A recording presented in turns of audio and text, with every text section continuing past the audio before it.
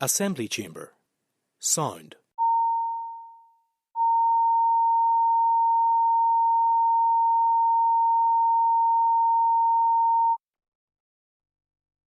Assembly Chamber.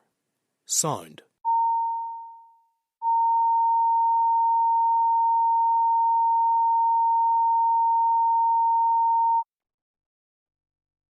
Assembly Chamber. Sound.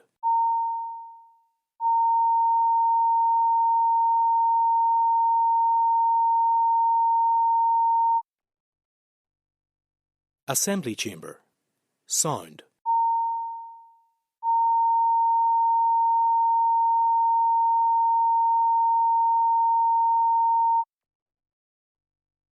Assembly Chamber. Sound.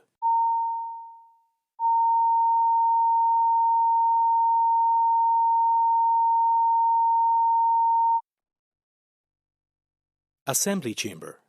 Sound.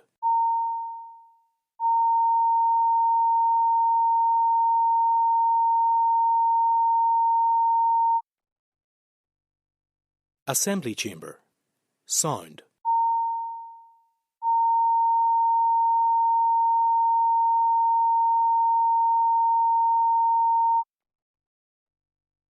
Assembly Chamber. Sound.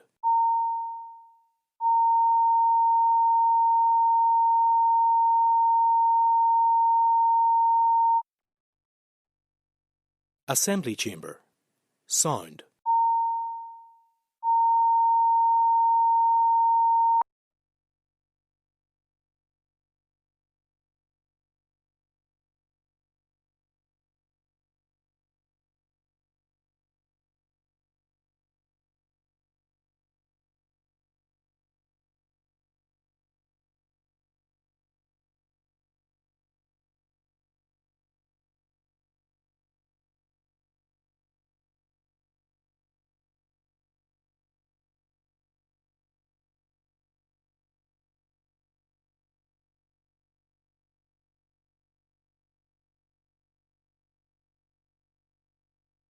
Please be seated.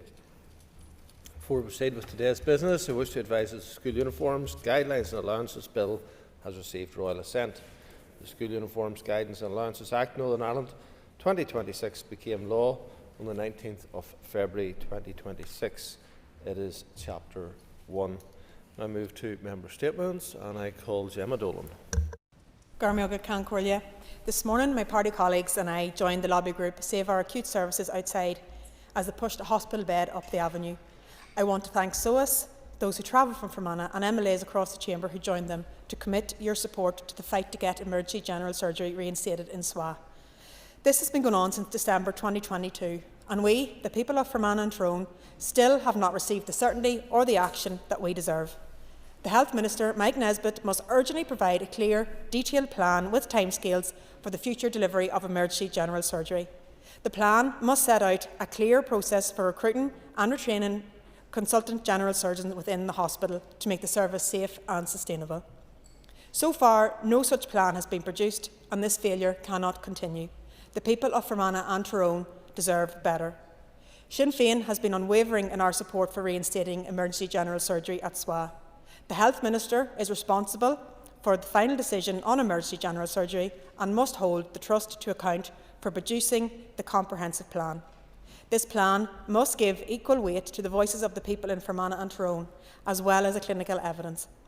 When the consultation on the closure of emergency general surgery was announced, we demanded a process that reached all affected communities. Instead, it was deeply flawed and thankfully paused, but this pause has gone on for too long. The Health Minister must now rebuild public confidence, listen to the community and publish the plan that ensures SWA can meet the needs of today and the future. This ad hoc collapse of essential services is not transformation. It is unacceptable. The Health Minister and the Western Trust must focus immediately on recruiting the consultant surgeons we need to protect lives and maintain local health care. Sinn Féin will continue to fight to ensure that everyone in Fermanagh and Tyrone has access to high quality, safe and effective clinical care, because we should not have to wait longer or settle for anything less than the care we deserve. And Dodds. Thank you, Mr. Speaker. Mr. Speaker, children in the United Kingdom are safer this Monday morning since the UK Medicine Authority has expressed concern about the long-term impact of puberty blockers and paused the King's College trial. So let us remind ourselves who these children are in Northern Ireland. Hilary Cass describes them as vulnerable, young people who have experienced bullying and trauma in their lives. Interestingly, she also says that they often present as clusters from the same schools. So drugs that were deemed unsafe were then banned by the Health Minister, and this was agreed to by the Northern Ireland Executive. And just how drugs can be unsafe one day, then used in a trial on vulnerable children the next, is a matter, and should be a matter for this House, of huge moral and ethical concern. So in this context, what did the parties in this House say about the issue? Interestingly, our Health Minister, who asked for the ban, then asked Hilary Cass to review Northern Ireland's gender services. And interestingly, again, in her review, she talks about the Health Minister's support for her conclusions. That includes the King's College trial. On the 12th of February, the Health Minister and his Ulster Unionist leaders came out in strong support of the puberty blocker trial, saying that it only involved a small number of children. After pressure on Friday the 13th, the Ulster Unionist Party and the Health Minister issued a statement to the Belfast Newsletter withdrawing Northern Ireland's vulnerable children from the trial. What changed between Thursday and Friday? Not the evidence. Pressure from the DUP and the fact that the Health Minister could not ensure the support of all of his colleagues, particularly his member from Upper Bann. The First Minister for all then decided that the decision was disgraceful. No thought for the safety of children, just blind adherence to a woke ideology, no matter how much that damage that ideology caused. Alliance? Well, I had the pleasure of debating this with the Deputy Leader of Alliance in the BBC, and absolutely nothing matters to Alliance but the woke agenda. When it is pointed out that the safety of vulnerable children is at stake, it's a carry-on regardless policy. And I have to ask, was there a deal to ban the drugs and then make them available to a small number of children within that trial? Mr. Speaker, I'm glad that the DUP has had a clear and consistent policy on this issue. Drugs should not be used that are unsafe in trials or at any time on children who are so vulnerable. Mr. McReynolds. Thank you, Mr. Speaker. I rise today as Chair of the All-Party Group on Road Safety to acknowledge the tragedy that occurred in County Armagh over the weekend. 3 people tragically lost their lives far too soon. And to the families of Conor Quinn, Laura Hoy and John Guy, my thoughts and prayers are with you and your families who will be deeply impacted by what happened over the weekend. For those who were injured, I wish you a full and speedy recovery. Every death on our roads is one too many, which is why I started the All-Party Group on Road Safety, because road safety is something that matters to all of us, and we must all be part of the solution. Since the group was created, there have been 80 deaths on our roads, and each time we meet, there are more tragedies to reflect upon, and I wish this wasn't the case. As an all-party group, we regularly hear from Chief Superintendent Sam Donaldson, whose work on road safety is essential to improving road safety for all road users. At the meetings, we hear about what can be done to improve road safety, and we will continue to advocate for safety measures to be implemented across Northern Ireland to ensure tragedies like this one are not felt elsewhere. I encourage MLAs to attend the meetings and learn more about what we can do together to ensure the roads are safer for our constituents as we work towards reducing road deaths to 0. Lastly, I would like to express my sincere thanks to all those in the emergency services who responded to the scene, to the PSNI, Northern Ireland Fire and Rescue Service, Northern Ireland Ambulance Service and Air Ambulance Northern Ireland. The work that you do saves lives and cannot be understated. I hope that one day I will no longer need to make statements like this. Thank you. Alan Chambers. Thank you, Mr. Speaker, on the 11th of February this year, the latest statistics confirm 397 alcohol-specific deaths in Northern Ireland in 2024, the highest on record. Over the past decade, deaths have risen by more than 80%, and in our most deprived communities, the rate is nearly 4 times higher than in our most affluent areas. And yet, despite overwhelming national and international evidence, despite clear modelling for Northern Ireland, and despite support from clinicians and addiction specialists, the Health Minister is being blocked from even bringing forward minimum unit pricing legislation to this House to be debated. Let us be clear about what has been blocked. Minimum unit pricing is not a blanket tax, and as the Chief Medical Officer only last week rightly labelled a myth, it is not a tax on the poor. It is not about penalising moderate drinkers.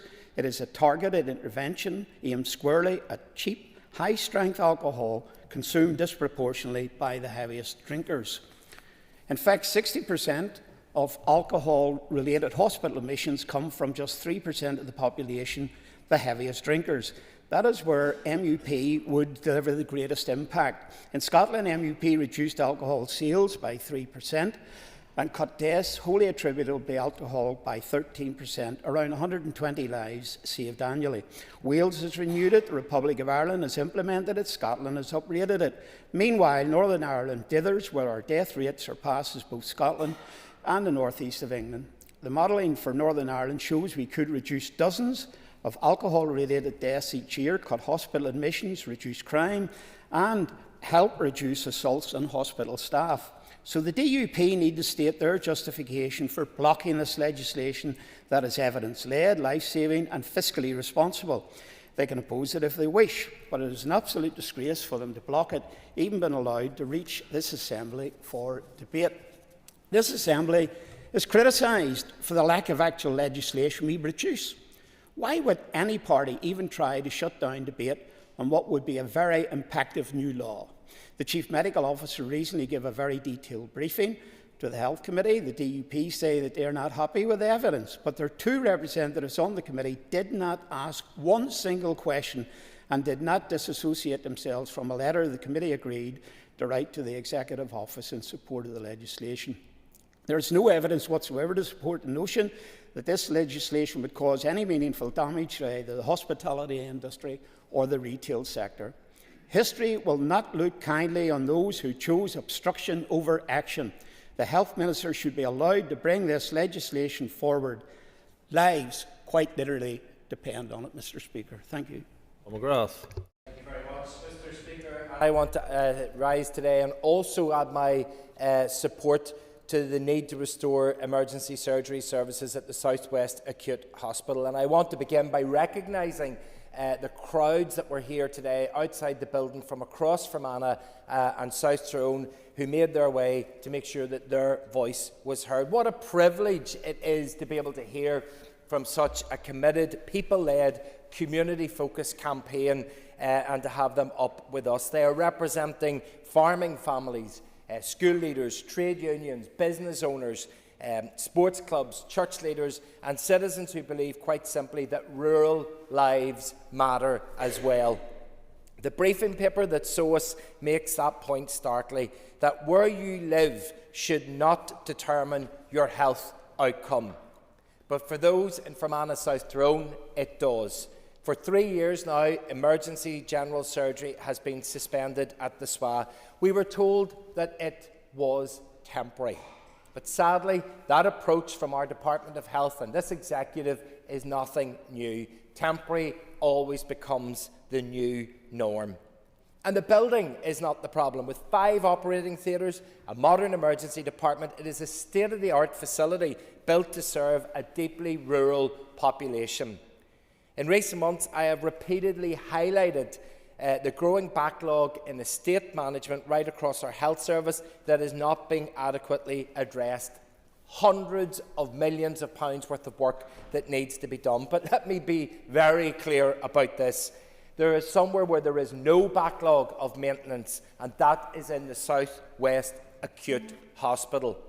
The problem is that we do not currently have the workforce model or ministerial or department will to return emergency general surgery.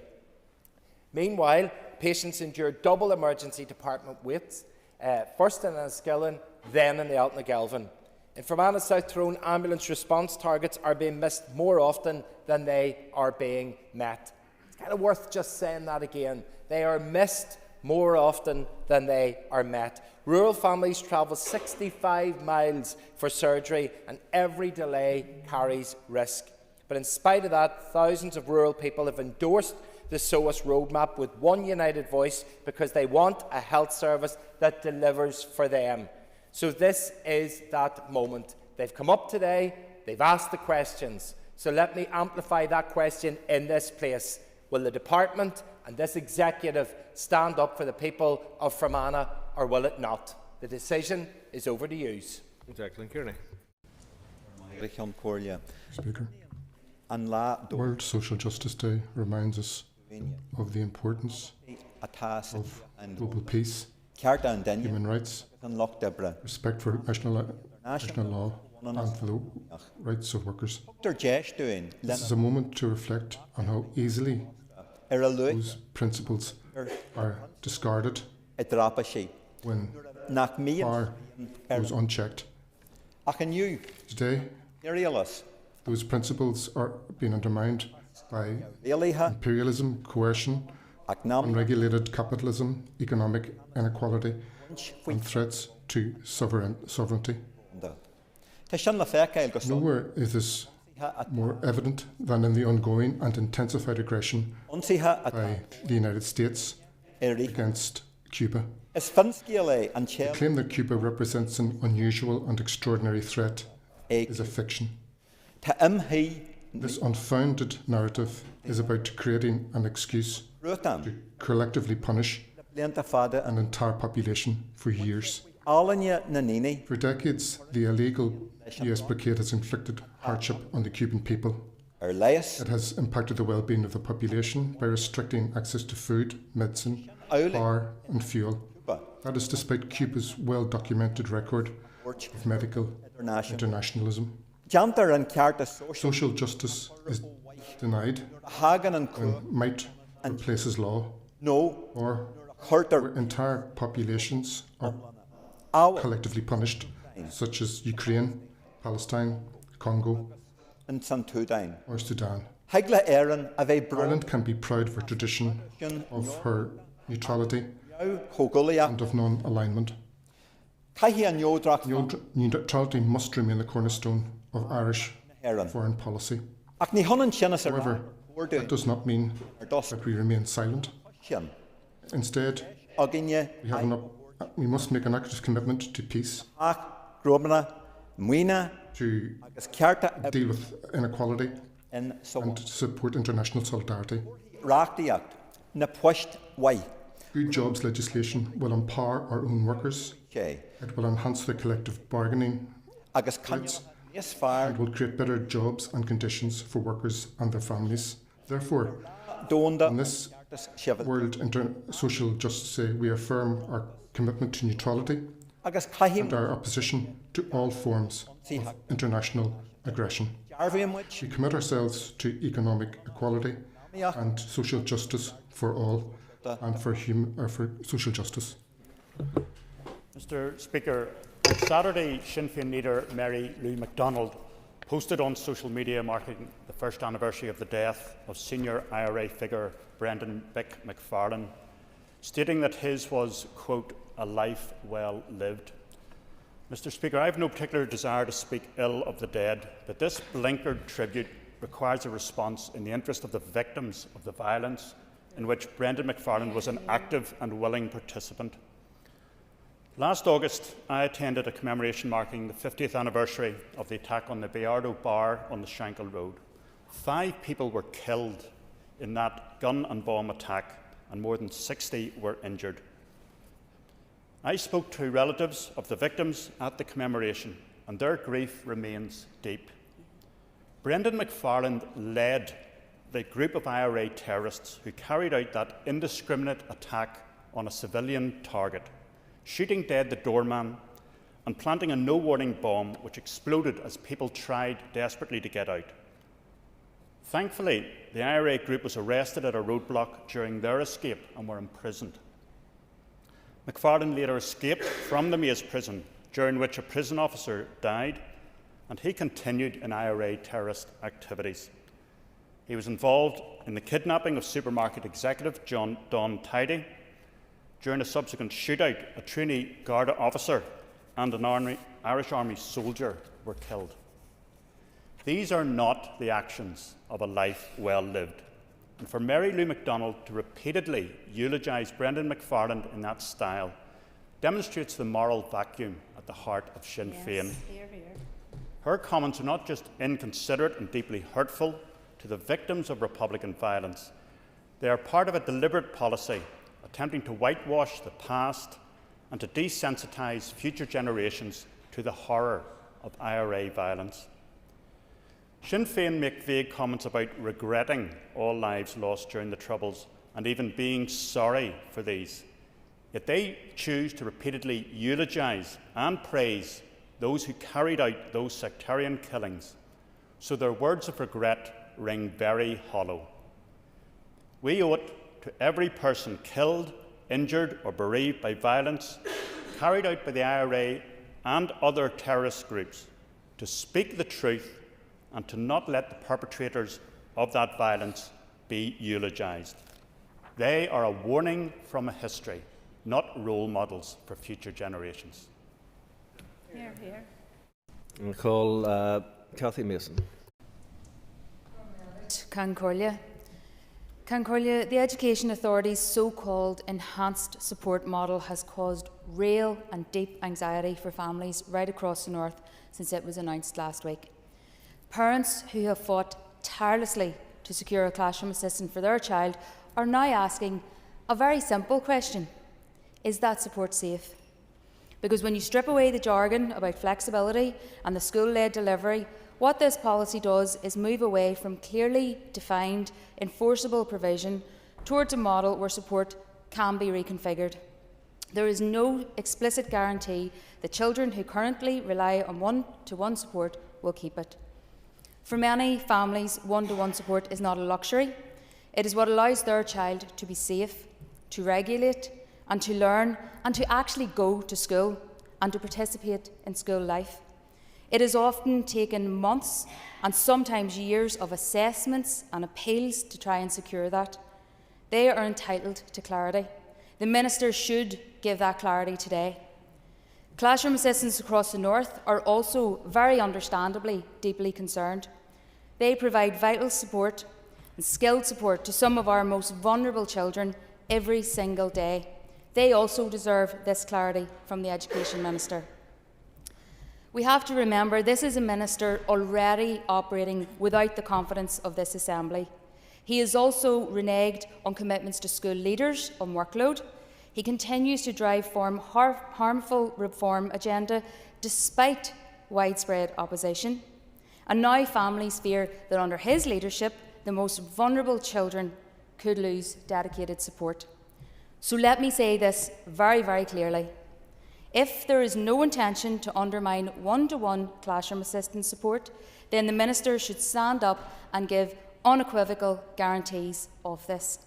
Families, children and young people deserve certainty, and classroom assistants, quite frankly, deserve respect.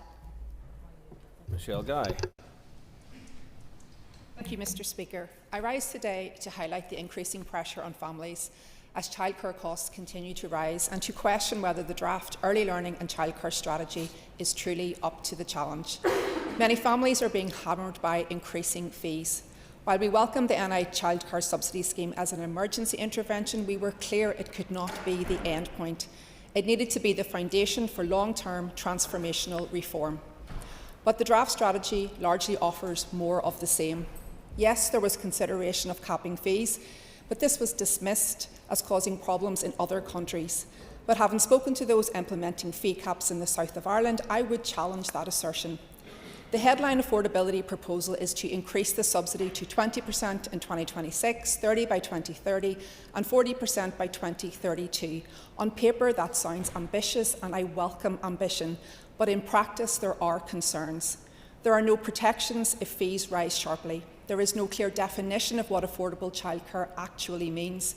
There are no conditions attached to receiving public subsidy around quality improvement or workforce development, and projected savings for families are calculated using today's prices, ignoring the reality that costs will continue to rise. We must be careful, though, here not to pit providers against parents. Providers, including childminders and community daycares, are not the enemy here. They are facing rising costs in wages, energy, insurance and regulation. They are trying to retain skilled, experienced and highly qualified staff in an already fragile workforce. The tension between rising operating costs and rising parental fees is real, but it is not for parents and providers to resolve this. It is for the department to step in and provide a coherent, properly funded framework that balances sustainability, quality and affordability. Yet in the current draft strategy, there are no concrete targets to expand provision, particularly in the community and voluntary sector. There is a commitment to map provision, something that frankly should already be complete. And while $169 million is cited to raise the subsidy to 30% by 2030, the draft budget suggests only a fraction of what would be required to deliver that ambition. Childcare is essential infrastructure. It enables parents to work, train and study. It underpins economic growth and it shapes children's early development. If we are serious about reform, this strategy must go further with clear definitions, real protections, proper workforce planning and sustainable funding proposals. Families and providers deserve nothing less. Jonathan Buckley. Thank you, Speaker. There's a certain irony in recent days that will not be lost on the people of Northern Ireland. We have Sinn Féin claiming that they're boycotting a visit to the White House on St Patrick's Day, only for it to be later clarified that they weren't in fact invited in the first place. I mean, it seems a bit elementary to point out to the Sinn Féin members that you can't boycott an event that you're not invited to. But the Sinn Féin duplicity is continuing to be called out. Remember why we were told by Mary Lou MacDonald and indeed Michelle O'Neill why they would not attend St Patrick's Day in the White House. They were going to take a principled position against President Trump and his administration. Well, it would appear that that so-called position of principle is easily traded on the back of a $100 note. This weekend, Sunday Times says it best, where it reveals that Sinn Féin are continuing with record donations to President Trump's Republican Party during his time as president. It states, the president of Sinn Féin's US fundraising arm sharply increased political donations to President Trump's party and its candidates during their time in office. How brass-necked can you get? Where is the accountability? Nothing is louder, Mr. Speaker, than the echo of a mask slipping, especially when the face beneath it contradicts every single word that they continue to say in public. By contrast, the DUP will be in Washington. We will be standing up and speaking out for the people of Northern Ireland, progressing and promoting business, progressing and strengthening the economic ties and relationships to the largest economy in the world and one of our greatest allies in the United States. It's an opportunity we will seize and not squander. The ties between Ulster and the United States is great. We only have to look at the recent contribution by the US Secretary of State, Marco Rubio, where he paid tribute to those frontier men who are of Scots-Irish descent, and many of the proud Irish descendants that made America their home and made it great today. He talked about that hardy clan from the hills of Ulster. We're certainly proud of their contribution and will continue to mark it at every time we can. Perhaps in some respects, Speaker, it's best that Sinn Féin don't attend, because everything they put their hand to with their hard left rhetoric costs jobs and reputation to the Northern Ireland economy. We'll proudly stand up for the Northern Ireland interests. Mr. Loughlin. Thank you, Mr. Speaker. I rise today to address the recently published figures by the Office of National Statistics outlining healthy life expectancy across Northern Ireland. These statistics tell us something profoundly important about the lives people are able to live. They measure not longevity, but the number of years individuals can expect to live in good health. And that is far more meaningful indicator of well-being and quality of life. There are aspects of the data that are genuinely very encouraging. Areas such as Mid-Ulster and Lisburn and Castlereagh continue to record comparatively strong outcomes, and that deserves recognition. It demonstrates that better health outcomes are achievable and that public money, economic opportunity and living conditions do make a difference. However, the picture is far more troubling in other regions. In Derry, the figures are deeply concerning. Boys born in Derry between 2022 and 2024 can expect just 54.9 years of healthy living. That represents a decline of almost 3 years compared with boys between 2019 and 2021, when the figure stood at 57.7 years. And for girls, that trend is actually even more alarming. Girls born in Derry between 2022 and 2024 can expect to live 54.2 years of a healthy life, and that is down from 58.2 years, almost 4.4 fewer years of healthy living.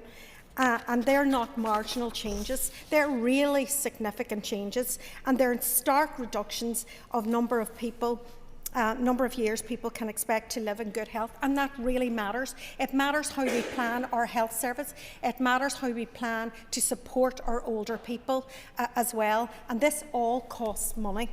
A decline of this nature cannot be viewed in isolation. Healthy life expectancy is shaped by wider determinants, including income, employment, housing, public services and access to opportunity.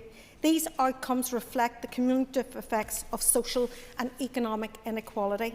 Regional imbalance, therefore, is not merely an economic issue, it is a health issue. It is about how people live, how well they live, and the fairness of outcomes across our society. Where a person is born should not dictate the quality of their health or the length of their healthy life. Yet these figures clearly show that geography continues to exert a powerful influence, and that is why I'm bringing a regional balance bill to this Assembly, so that we can put in legislation to ensure that tackling regional imbalances becomes a central consideration right across government. Every executive department has a role to play. Thank you. Philip Brett, a couple minutes, Mr. Brett. I rise to call out the continued sectarian targeted campaign against members of the Protestant workforce at Belfast City Council. Just 3 weeks ago, Mr. Speaker, 3 members of staff out doing their job, keeping our city clean and safe, were attacked for no other reason apart from their religion. And now this week, Mr. Speaker, that targeted campaign against the Protestant workforce has intensified and put lives in danger. Other members of staff at Belfast City Council have falsely claimed that members of the cleansing team within Belfast are members of a prescribed terrorist organisation. This, Mr. Speaker, has put the target on the back of our frontline dedicated workforce. Mr. Speaker, I don't know the religious background of the cleansing team in North Belfast, but what I do know is that they are salt of the earth people. They go out and do a job, Mr. Speaker, that many of us would never do. They go early in the morning to clean up messes left by others and respond to elected representatives of all hues and political persuasions without fear or favour. Mr. Speaker, if any other religious minority was targeted in this city, it would be the front page of newspapers, and I don't think, Mr. Speaker, it would take 37 minutes of member statements for the issue to be raised in this House. But some people, when it comes to the targeting of Protestants, want to adopt the mantra, it doesn't matter if it is a Protestant. Well, I'm very clear that Belfast City Council, under DUP leadership with Sarah Bunting, who has made a formal complaint to the Chief Executive, will ensure that any person, regardless of their religious background, can carry out the job that they are entitled to do. The Democratic Unionist Party stands with our council workers, and we will continue to call out the sectarian targeting of Protestants. Thank you. Now move on to the next point of order. Thank you. Here's a point of order, Mr. Speaker, under Stand Order 65, either 1C or 1E. Last week, the Principal Deputy Speaker, Vice the Chair, made a point of order in regards to myself and proceeded to call me a liar in the debate around Casement Park. Can you review Hansard and make a determination whether this is in order and whether any stand orders have been breached in that regard? Thank you, Mr. Carroll. I know that these matters are one that the Principal Deputy Speaker herself asked the office to look at, and that she has been discussing with officials and intends to respond directly to the member herself. Just when I'm on that issue, can I briefly acknowledge that there are a range of issues raised within the Chair last week, and I don't intend to cover all of them. But I would again remind members that there's a difference between conducting robust scrutiny of the issues and passionately challenging the arguments of a member on the one hand, which is acceptable, and just making a personal attack on a member on the other, which is within our standards of debate. Ministers and members are guilty of it, and no party in the House has clean hands in these matters. It would reflect that members are often quick to challenge the comments of others and slower to reflect on their own behaviour. I'd also note that the job of the Chair is made more difficult when members seek to rule legitimate debate out of order.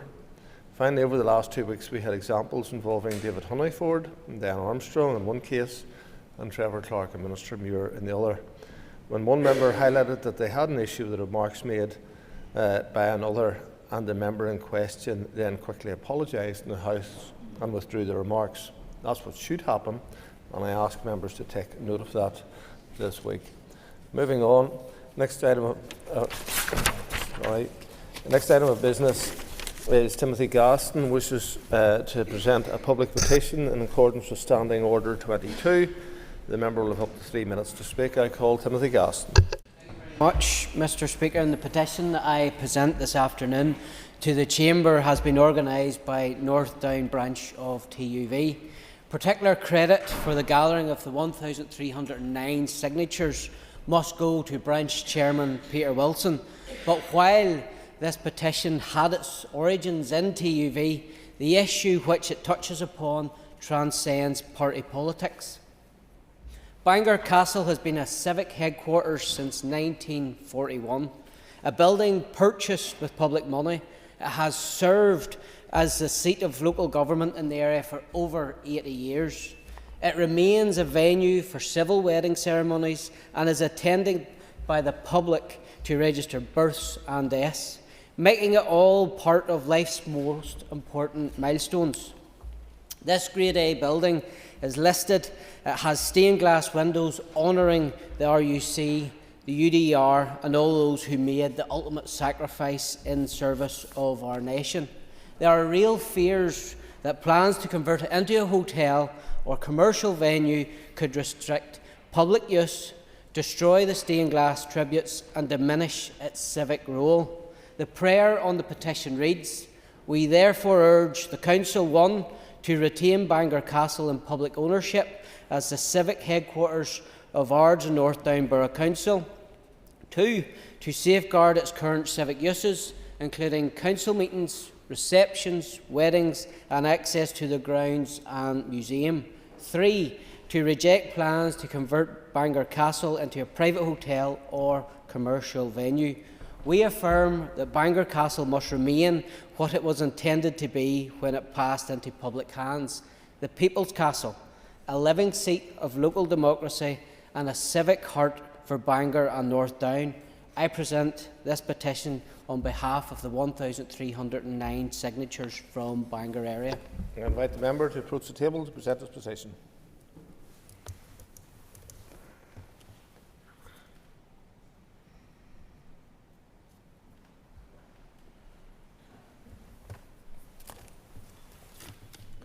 Thank you. I will forward this to the Minister for Communities and send a copy to the committee if members would take their ease while we change the table.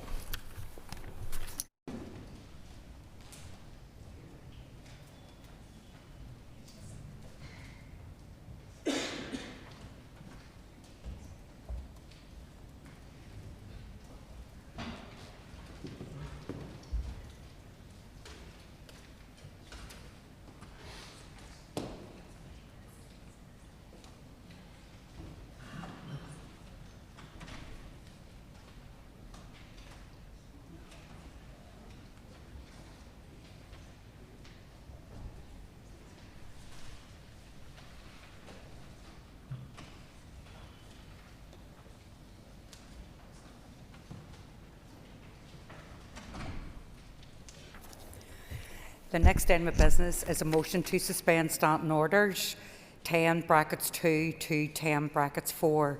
Clerk, could you please read the motion? That standing orders 10(2) to 10(4) be suspended for 23rd February 2026. Thank you. I call the Minister of Finance to move the motion. Moved. Thank you, Minister. Before we move on to a question, I would remind members that it is required that this vote needs cross-community support. So the question is that the motion standing on the order paper be agreed. All those in favour say aye. Can't you have any noes? The ayes have it. The ayes have it. So there's ayes from all sides of the chamber. I'm satisfied that the cross-community support has been demonstrated. So just bear with me on this. So the next two items of business are motions on the supply resolution for Northern Ireland Spring Supplementary Estimates and your vote on account. There will be a single debate on both motions. I'll ask Clerk to read the first motion, then call on the Minister to move it. The Minister will then commence on the debate on both motions as listed on the order paper. When everyone who wishes to speak have done so, or when the time allocated for the debate has expired, I put the question on the first motion. The second motion will then be read into the record and I will call on the Minister to move it, and the question will then be put on that motion as well. I'm hoping all that's clear, probably as to those in Finance Committee. So if that's clear, I'll proceed. So Clerk, would you please read the first motion? That the motion relating to the supply resolution for the Northern Ireland Spring Supplementary Estimates 2025 to 2026, as detailed on the order paper, be agreed. Thank you. So I call the Minister of Finance to move the motion. Moved. Thank you, Minister. So the Business Committee has agreed to allow up to 4 hours and 30 minutes of this debate. The Minister will have up to 60 minutes to allocate at his discretion between proposing and winding. A representative of the opposition will have 10 minutes to speak, as will a representative for the Committee for Finance. All other speakers will have 7 minutes. So hopefully that's clear. And without further ado, I call on the Minister to open the debate on both motions. Minister.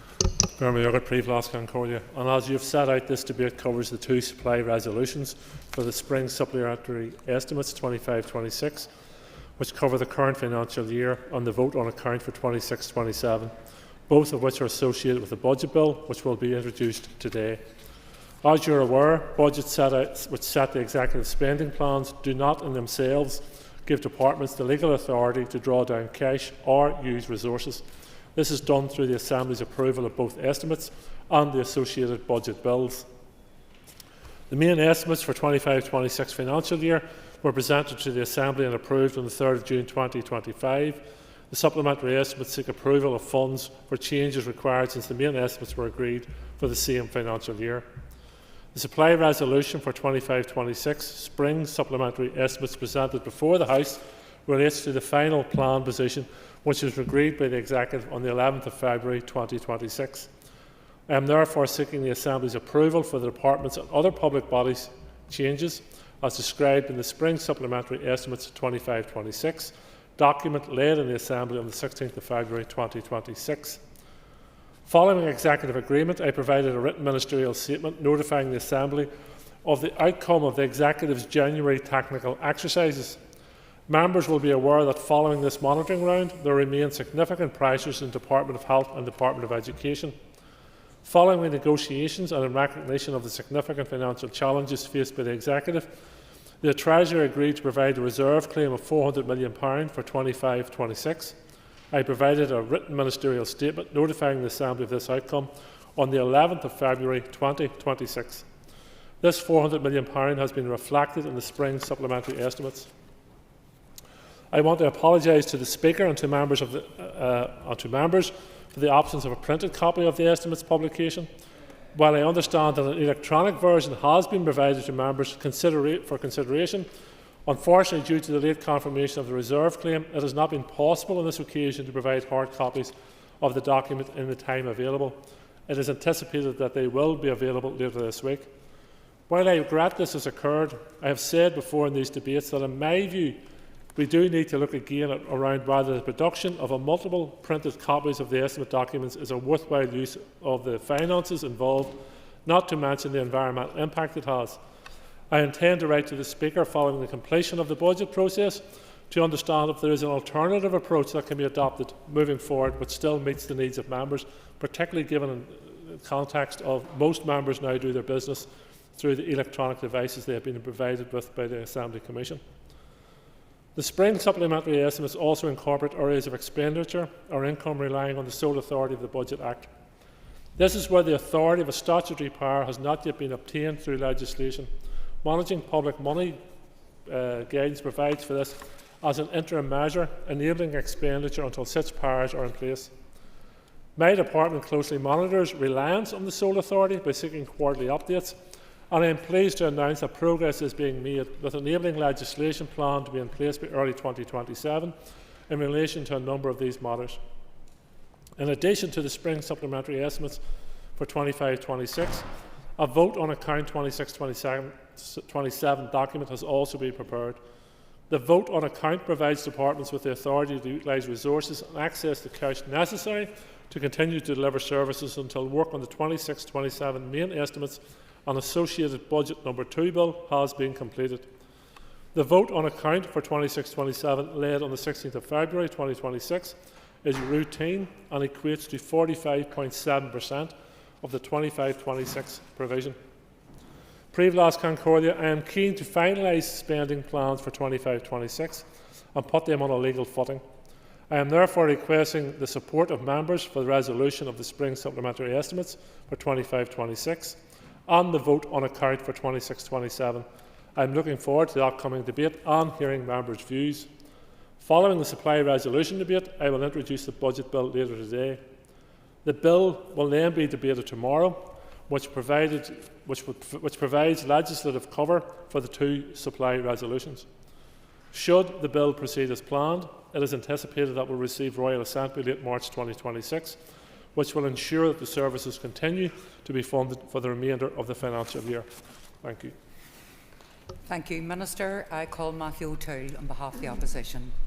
Thank you, Madam Principal Deputy Speaker. I welcome the opportunity to speak on the spring supplementary estimates and the vote on account, and then tomorrow we'll be speaking on the budget bill. Can I also put on record my thanks to my colleague, Deputy Chair of the Finance Committee, Dan Forsyth, who is stepping in this time debate and is able to speak on behalf of the committee because of the very specific anomaly where I have an opposition role but also I'm chair of the committee. I think it's important to give both of those roles their proper due, which can be done in an on-time debate like tomorrow, but not in a time debate like today.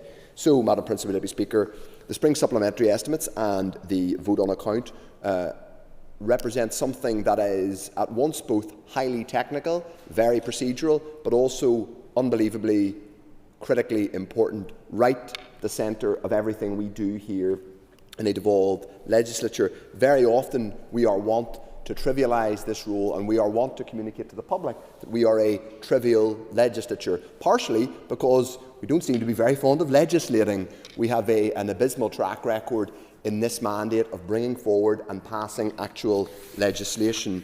Today, members, and I assume the supplementary estimates will go through and the budget bill tomorrow, will authorise literally tens of billions of pounds in spending. What could be more serious and grave than that, than authorising that spending? So those who say that we don't have any power here, that we have that our role is that we don't have power to make change in people's lives, that all the power lies elsewhere, should bear in mind the gravity of the responsibility that comes with them today. I just want to go through a few points. We'll obviously have a longer debate tomorrow when we're able to debate budgetary matters. First of all is what is in front of us in terms of the spring supplementary estimates. I have a copy of last year's supplementary estimates in hard copy. I do wish I had a copy of this year's. People might say that's trivial. I don't think we should print things for its own sake. I think there are lots of reports and publications that can be done via soft copy and electronically. I do think these are documents that are quite useful to have in front of you in hard copy if you can. I have mine printed out. And if you go to section 1 on the introduction, where it sets out in a very straightforward table, people think these documents are unbelievably complicated. they are when you get into the detail, but they're not that complicated in headline terms, because they set out what we've already voted for in the main estimates, and in terms of total resource DEL, departmental expenditure limit funding, that was 16.5 or 16.6 million pounds in the main estimates vote. That was last June. What we are now voting through in terms of capital, in terms of resource DEL, i.e. day-to-day spending, pay for public servants, and we'll obviously come on to that, and been a topic that's been in the public eye in the last few days. We are voting through a change of £2.1 billion, an additional £2.1 billion for the financial year that is about to end. We are told consistently that there is no money and we are completely constrained. It is true to say that the UK government has not consistently funded this place at our level of need. That is absolutely true. It is also true to say that we need a fairer funding model, and it's true that we need, I would like to see, more fiscal devolution, and I'd like to hear more from the Finance Minister about when he plans to say more on that and when it's actually going to be delivered. However, it is true that since we voted in June, there's an extra £2 billion of everyday, day-to-day spending that we are voting through today. So I would like the Finance Minister to explain to us how that money has been prioritised, how that extra £2+ billion has delivered meaningful change in the lives of people, because we've now been here for 2 years. The public have a right to ask how this money is changing their lives. Well, I can say one way that it isn't changing their lives thus far, and that is an improved delivery of infrastructure, a department that the Minister used to hold. And if you turn a few pages later, still in the introductory section, to the estimates changes for the Department of Infrastructure, you will find an example of where the Executive has not delivered, spelled out, clear in black and white, Madam Principal Deputy Speaker. Go to the heading of the Department of Infrastructure, department the Minister used to lead, and under under capital, you will find its capital expenditure. What we voted through last June, and the changes to that total, to that £500 million total that we're voting through today, is a £100 million fall. We are voting through a reduction in the expenditure limits of the Department of Infrastructure. What a strange thing to be doing. Why is that? Well, it's because the department is not able to spend the money that it allocated. Last year, it announced that it was allocating money to the A5, to the A4, and to a whole range of other projects. Those projects are simply not being delivered now, so the department has to hand back that money, and we are told that all our problems lie elsewhere, that the Executive isn't to blame, or one party or individual parties in the Executive aren't to blame. It's Sinn Féin aren't doing it right, or the DUP won't let us get this through, or London made us do it or made us not do it.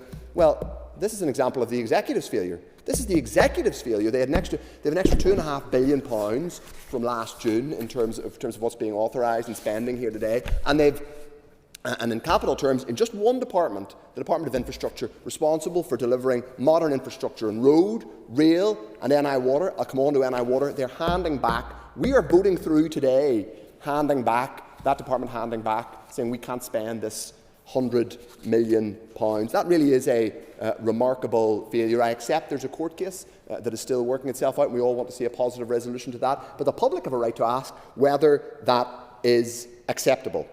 So we move on to what was supposed to be the solution to all of this haphazard budgeting, the haphazard budgeting that we're talking about today. It was supposed to be a multi-year budget. We were told repeatedly by all the parties in the Executive that they wanted to deliver a multi-year budget that would allow us to set proper targets in terms of public sector wages, and allow managers and leaders in the public sector to plan for how many doctors, nurses, midwives, teachers, street cleaners that we wanted to see in our society.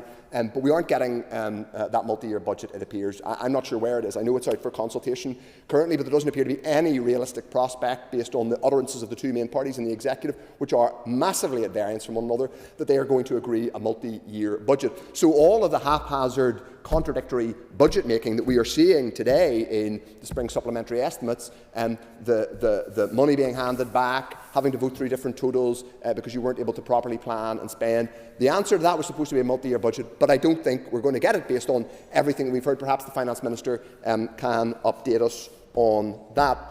He talked about strategic use of monitoring rounds being a solution, being a kind of a solution to the problems that afflict NI water.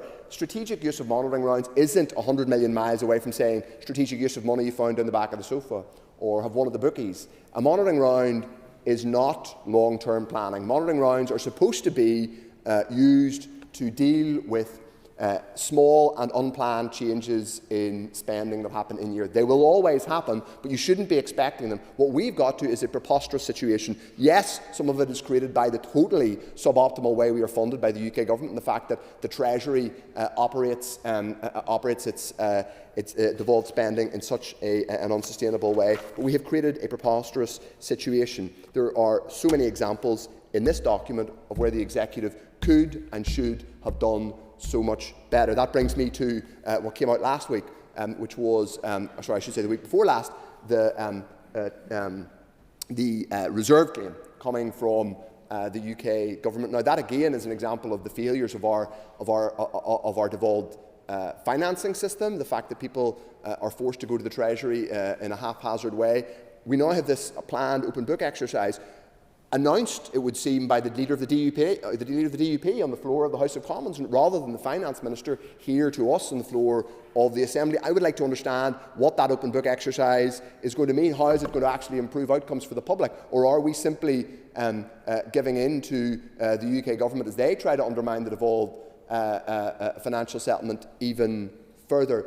Madam Principal Deputy Speaker, these things aren't easy. The public out there did not have a right to expect miracles, but they did have a right to expect serious devolved government plans being set and budgets being set to match. We haven't seen any of that. We don't have a multi-year budget.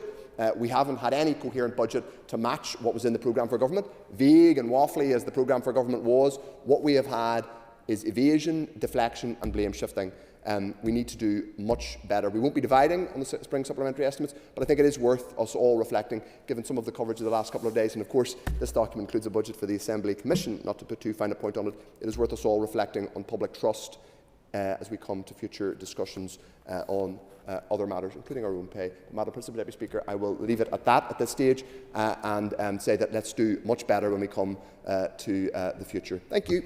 Thank you. I call Diane Forsyth, Deputy Chair of the Finance Committee. Dan, you have 10 minutes. Thank you. Thank you, Madam Principal Deputy Speaker. I speak today on behalf of the Finance Committee, allowing the Chair to focus on his role as Leader of the Opposition.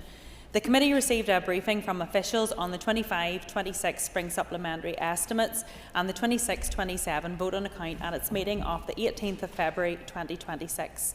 On behalf of the committee, I would like to thank officials for that. As members will be aware, the budget process is complex and littered with technical language that is often difficult to understand. The Finance Committee is working hard to support the other statutory committees in their budget scrutiny, and we continue to seek the breakdown of the information that's available to them in more digestible chunks, accompanied by a clearer narrative. The committee is also aware that not every committee is receiving the information and engagement from their department that it should be, and this is not acceptable. Committees must be given the appropriate information and the time to do their scrutiny job. With regards to the 25-26 spring supplementary estimates, these are aligned to the latest agreed budget position across departments. The December monitoring position and final budget position was agreed by the Executive on the 11th of February 2026. Compared to the previous year, which had been an exceptional year for Barnett consequentials, the tables showing the changes between the main and the spring supplementary estimates illustrates the limited amount of Barnett consequentials received throughout the financial year. Finance officials had previously warned the committee of this, noting that much of these gains were baselined for 25-26. I should also note at this point the Minister's recent announcement that the Treasury had agreed to provide the Executive with a reserve claim of £400 million resource DEL in 25-26. This will be repayable over the 3 years. £80 million in 26-27, £160 million in 27-28 and £160 million in 28-29. And this £400 million is reflected in the spring supplementary estimates. As members are aware, the claim relates to the anticipated executive overspend for 25-26, primarily by the Education and Health departments, which was indicated to sit at £456.7 million in the Minister's statement regarding the reserve claim.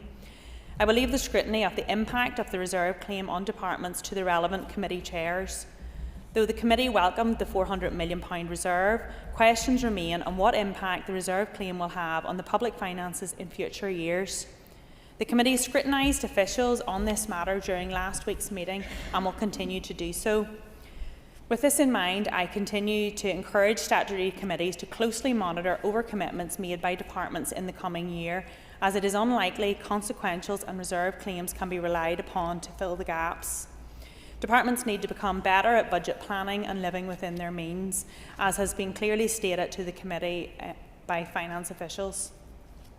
Scrutiny of departments' budgets should be easier going forward with the prospect of multi-year budgets, linkage between budgets and programme for government, and the production of 5-year business plans by departments accompanied by a rough baseline budget.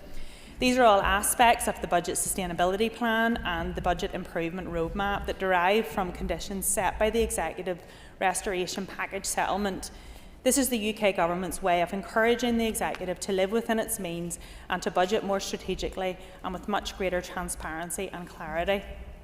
Budgets must, by law, be balanced by the end of the financial year. There are, of course, some flexibilities, such as the budget exchange scheme. However, Treasury is not known for its willingness to tolerate poor budgeting. While the Finance Committee keeps a close eye on the use of sole authority in the budget bill, I will not comment on this, as the committee chair will deal with this when he speaks for the committee at tomorrow's budget bill debate. I will also let him deal with the request for accelerated passage for the budget bill made to the committee. I now turn briefly to the Department of Finance's estimates. The department is not a programme-heavy department and as a result does not have a significant budget. However, what it lacks in budget, it makes up for in strategic importance and oversight roles, not least its role in overarching budget management across the departments and its ownership of rating policy, the Executive's single key fiscal lever.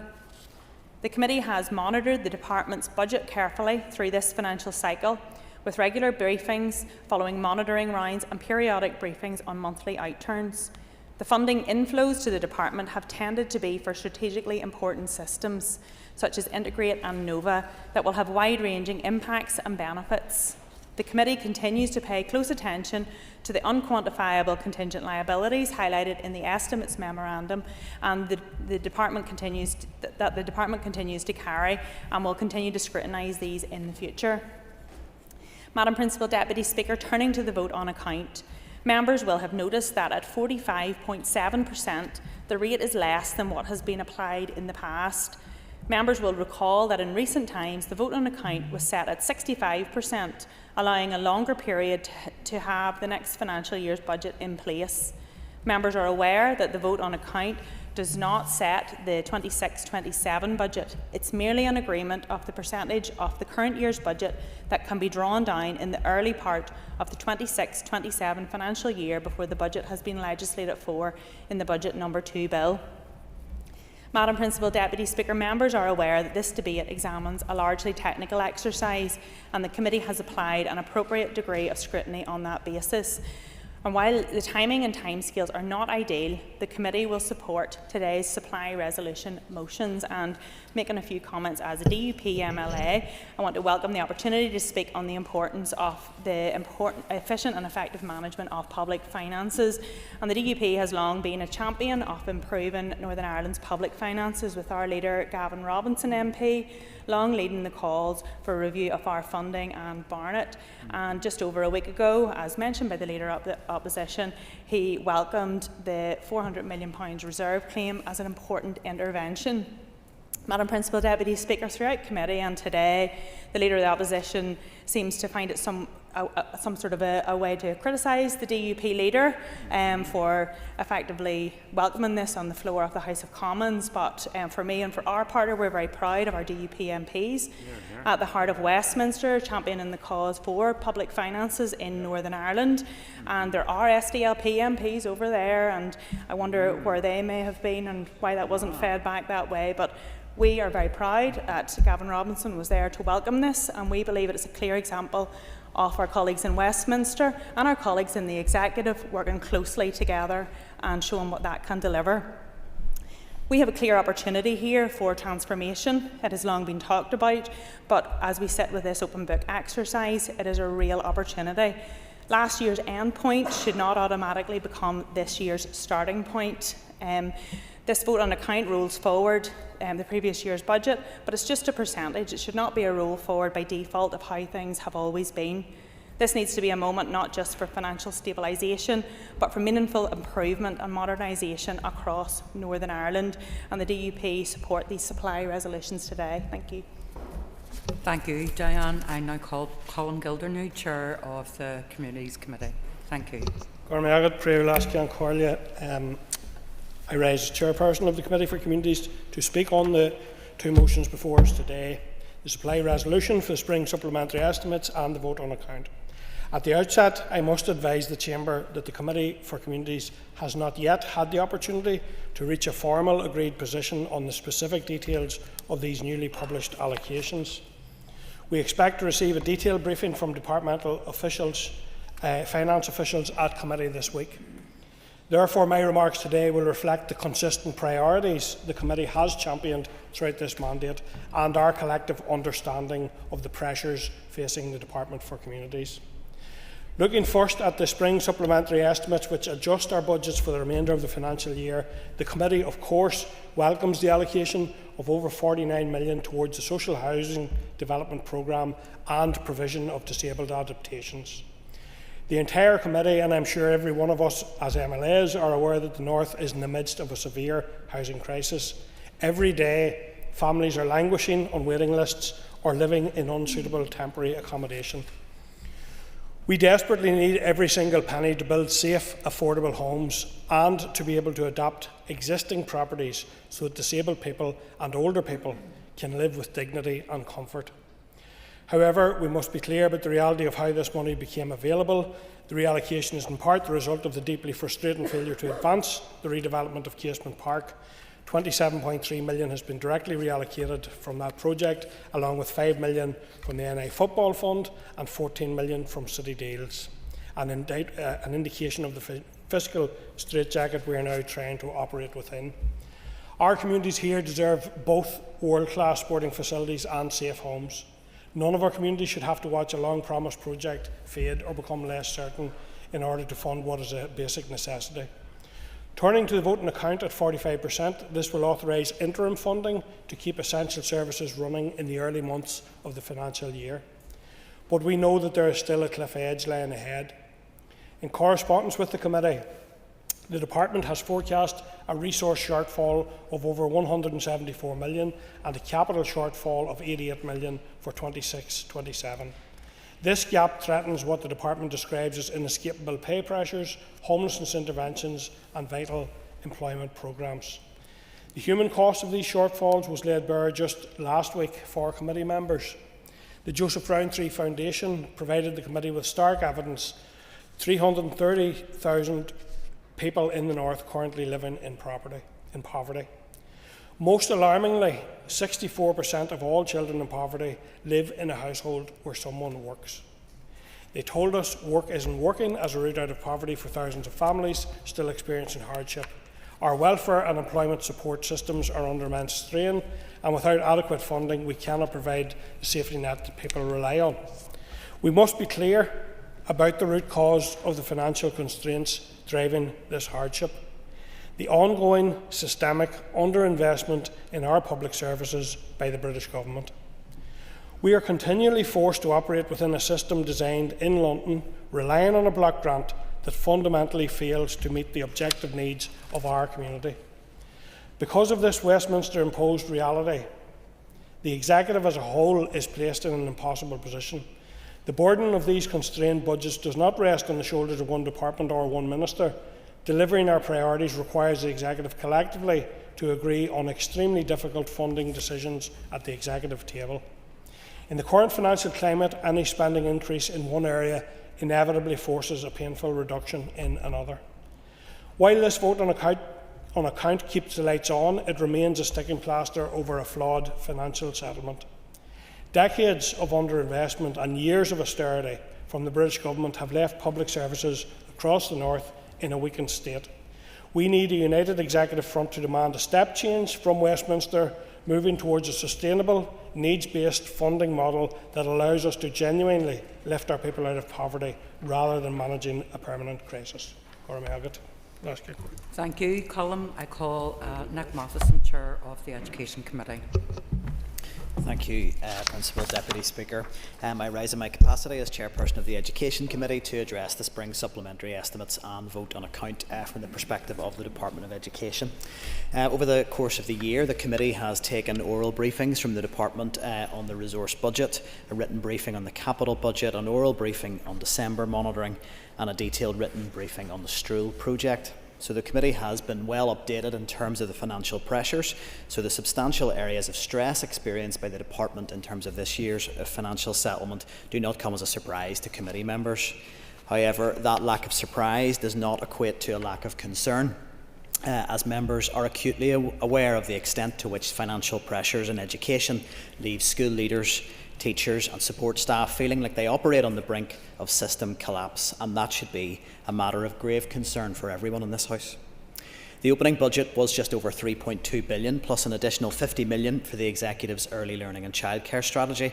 So I want to be clear, we were not starting from a position in terms of the Department of Education where small sums of money had flowed to the Department. In fact, the Department was looking at a 3.8% increase on its 24-25 closing budget.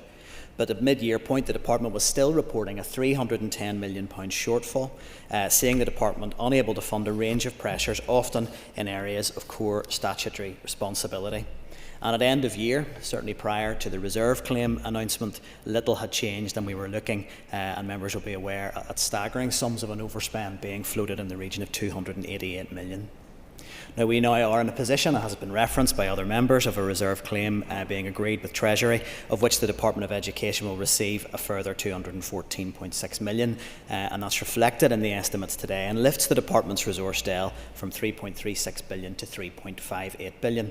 And the Committee, of course, welcomes that improvement in the Department's financial position, but has considerable misgivings, as I'm sure will be highlighted by a range of members, about how this money will now be dealt with in the coming years in terms of where responsibility will sit in terms of repaying that. And it would be grateful from the Committee's perspective if the Finance Minister could bring some clarity to that, whether or not this will fall centrally or will be the sole responsibility of the receiving departments. But it is a very challenging financial context, and the Committee will continue to assist the Minister where it can with its scrutiny work in partnership with stakeholders, and seek to represent a way forward in challenging financial times that address realities but remain child-centred in its approach. So with all of the caveats around the difficulties and the overspend that has arisen, and I think there have been substantial concerns highlighted in relation to that this year, they really were unprecedented sums of money, that the Committee is still content to commend these estimates to the House and the vote on account. And at that stage I'll move to make some remarks in my capacity as an Alliance MLA. So I won't rehearse any of the numbers that have been at play in the education budget, but do want to just pick up on some of the key policy considerations in terms of the financial pressures in this year's education budget. As referenced already, the normally anticipated sums flowing from monitoring rounds have not come, and we have therefore seen cost-saving measures at play in education that have directly impacted children and young people, mainly through measures taken by the EA, not least in the hike of the price of school meals, which we saw come in January, which had a disproportionate impact on those least able to afford it. The Education Minister is, of course, facing an incredibly difficult challenge in terms of managing his budget. Our public services as a whole are chronically underfunded, and there are huge pressures within the department, and I would want to highlight particularly in terms of the costs associated with delivering key responsibilities around special educational needs and school maintenance. However, we cannot ignore the fact that the DUP have held this ministry for 10 consecutive years now, and we have not seen any moves towards any sort of reform or transformation to put our education system on a sustainable footing. Moves in that space, as far as I can tell, have been non-existent, and in this year's budget we see some of the outworking of that. The Minister's 5-year budget plan is out for consultation. No doubt elements of that will be causing some concern around parents and stakeholders, but the Alliance Party is clear that moves to create a more sustainable education system are essential, they are necessary. And in his outlining of his proposals, the Minister himself has acknowledged that years of chronic underfunded and limited structural reform and service delivery have combined to create a financial crisis in education. Now, I'm not going to stand here and hold the Education Minister responsible for the years of underfunding, but I do think that there is an irony in terms of a party that has held the brief for so long and have done nothing, as far as I can tell, to deliver financial reforms that would actually deliver a more sustainable education system. And I look forward to scrutinising the work that will come forward as part of that budget strategy. And I would urge the Minister to ensure that the work is meaningful and impactful, because we are looking at projections of pupil numbers which are on a rapid decline. We are looking to see around a 12.7% decrease in pupil numbers by the time we reach the 23-34 academic year. So the challenge to do something around the sustainability of the school estate is clear. And there is also the issue of the ongoing costs that we face in terms of operating a divided education system, something that this Minister and his predecessors have done little to try and tackle, often with small schools serving separate communities side by side. It is high time that this issue was tackled. Now, all parties will agree that our current education system is not providing the best outcomes for all children across the board. An influx of cash would always be helpful, but it will not solve all the problems, nor is it the only solution that we should be looking to as we look at the financial pressures facing the department. I would give way. I appreciate the member giving way, and I often do listen to him on these debates. He talks about structural issues within the Department for Education and the need for schools to be closed or merged. When the member makes these remarks, so he never gives any examples, could he outline today to the House what schools the Alliance Party want to close? The member's an extra minute. I thank the member for his intervention. Well, I think I would refer the member to the isolated pairs research and the work done by the Independent Review of Education, which sets out very clearly where there are small rural schools sitting side by side serving two separate communities. If we're facing challenges at the scale that we have seen this year in the Education Department, we need to take seriously the challenges around structural reform. So I would urge the Minister to look at these and to look at them seriously and to be committed to delivery in this space, not just another review that will sit on the shelf. But I do want to add in terms of some of the concerns that have been highlighted around the Minister's 5-year plan, and that is around special educational needs. I think it is very important that we do not frame potential changes to SEND support in the context of a budget plan. That is not going to build confidence among parents, and it will not build confidence among our educators.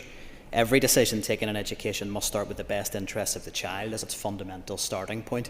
I'm going to be short of time. I'll see how I go. I think that needs to be the starting point if we want to be taken seriously. That we are not just about implementing cuts at the detriment of children's education. 25-26 was the 11th single-year budget in a row, and it was intended to be the last single-year budget, but unfortunately it remains to be seen whether or not we will be looking at a 3-year budget as we look to next year. We need to move to a system of multi-year funding of education to allow us to put the system onto a sustainable financial footing and demonstrate that we are clear about transformation. And that wider work of transformation must focus on delivering best outcomes for children and ensuring transformation of the system. Thank you, Nick. I now call Alan Chambers, Chair of the Audit Committee. Thank you, Madam Principal Deputy Speaker, and certainly I speak today on behalf of the Audit Committee. The main role of the Audit Committee is to scrutinise and agree the budgets and estimates of the Northern Ireland Audit Office, NIAO, and the Northern Ireland Public Services Ombudsman, NIPSO, and to lay the estimates before the Assembly. The committee also undertakes a budget scrutiny role in relation to the Assembly Commission. The Audit Committee fulfils its role in place of the Department of Finance in recognition of the independence of these non-ministerial bodies. The committee does, however, have regard to the advice of the Department of Finance and the Public Accounts Committee in respect of the NIAO in carrying out this role. The Audit Committee does not always contribute to the debate on the spring supplementary estimates. I do, however, feel it appropriate for me to make a brief contribution on the motion before us today.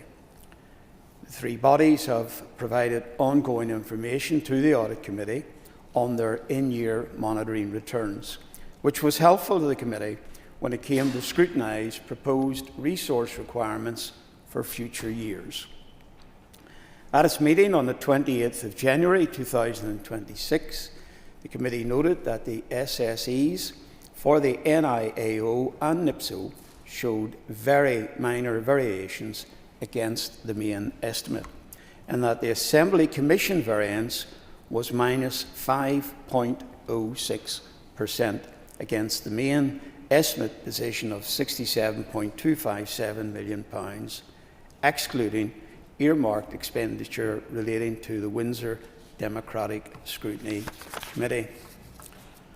While there is an agreed threshold for scrutiny in place of plus or minus 5% variance in relation to the Commission's expenditure, the committee was grateful that the Commission nevertheless provided in-year monitoring figures throughout the financial year, which was helpful to the committee when agreeing budget proposals for 2026 to 2029 and 30. The full detail of the variance was set out in the Commission's memorandum, which the committee was content to note. Key points noted were that the reduction in resource DEL arose mainly from the reduction in expenditure associated with a small number of projects, including roof repairs, which had been anticipated in 2025-26, but which are now included in the 2026 to 2029-30 budget. In addition, the committee noted that members are not anticipated to utilise their full office and staffing costs and allowance for 2025-26. In relation to capital DEL, the committee noted reduced requirements related to a change in timing of projects between financial years and differences between actual costs and those budgeted. Thank you, Madam Principal Deputy Speaker. Thank you, Alan. I now call Philip McGuigan, Chair of the Committee for Health. Gurmagad, pre-last Count Collier, and I welcome the opportunity to speak today on these two motions, specifically to outline the Health Committee's consideration of the Department of Health's budgets and allocations over the 25-26 budget period.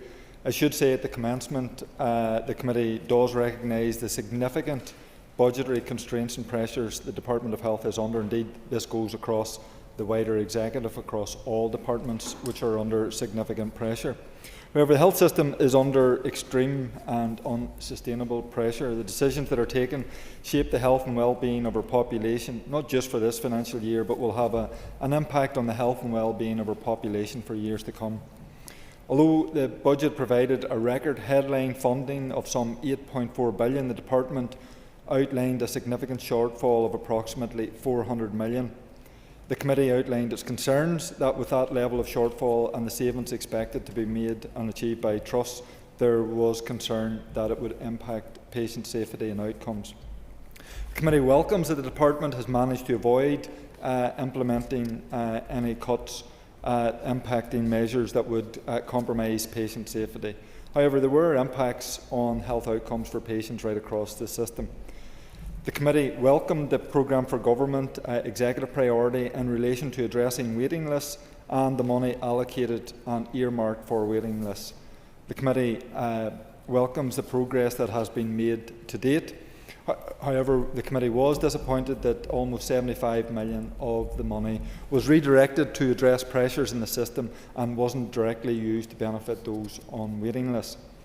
committee was also disappointed that a number of capital projects were put on hold in this financial year and that funding was transferred from capital to resource to mitigate the pressures on the budget. This is something that the committee would like to see not happening in the coming years. I think there needs to be a focus on delivering capital projects well within our health estate. The department has relied heavily on in-year allocations in previous years, and these have allowed the department to break even in those financial years. However, in this financial year, with the financial pressures on government departments, it hasn't been possible to allocate sufficient funds in the monitoring rounds. So this has resulted in a £185 million reserve claim in relation to the Department of Health, which will need to be paid over the next 3 years. This does provide some flexibility for the department. However, it's still a significant impact on the ability of the Health Minister to implement reforms that we all hopefully accept are necessary. Department officials told the committee last week that even with the reserve claim, it's still looking at an overspend of almost £26 million in this financial year. I would also like to mention the need to ensure that our health and social care workers receive the pay that they are entitled to. It has been disappointing that we are only seeing healthcare workers receive their backdated pay this month, and the Minister went back on his promise to pay the real living wage to care providers. That was extremely disappointing. Our health and social care workers are key to our healthcare system and are vital to delivering good patient outcomes right across the North. And I want to pay tribute to all health and social care workers working within the system. I want to thank you for your tireless work that you do and care for those right across our communities. I welcome that the Minister has indicated that pay will be the #1 priority this financial year. I think that's right and proper. And I would encourage the Minister to implement the pay award at the earliest opportunity and to implement the real living wage as he has previously promised. I also want to mention the Minister's new neighbourhood model, or shift left as it has often been referred to. Every day we hear of problems in our hospitals and emergency departments, ambulances backed up, EDs are overflowing with patients and waiting in EDs for days, and hospital beds, and that we have hundreds of patients waiting discharge but without community care available. So in the Health Committee we see many examples where investment in community services will make a massive impact on patient outcomes and will ultimately start to see better patient flow through our hospital systems. So we need to see investment in community services and move away from more expensive treatments within hospitals. There are significant efficiencies that can be made by investing in community services, which will ultimately improve patient outcomes. And that's something that the committee has been particularly focused on over the last few months.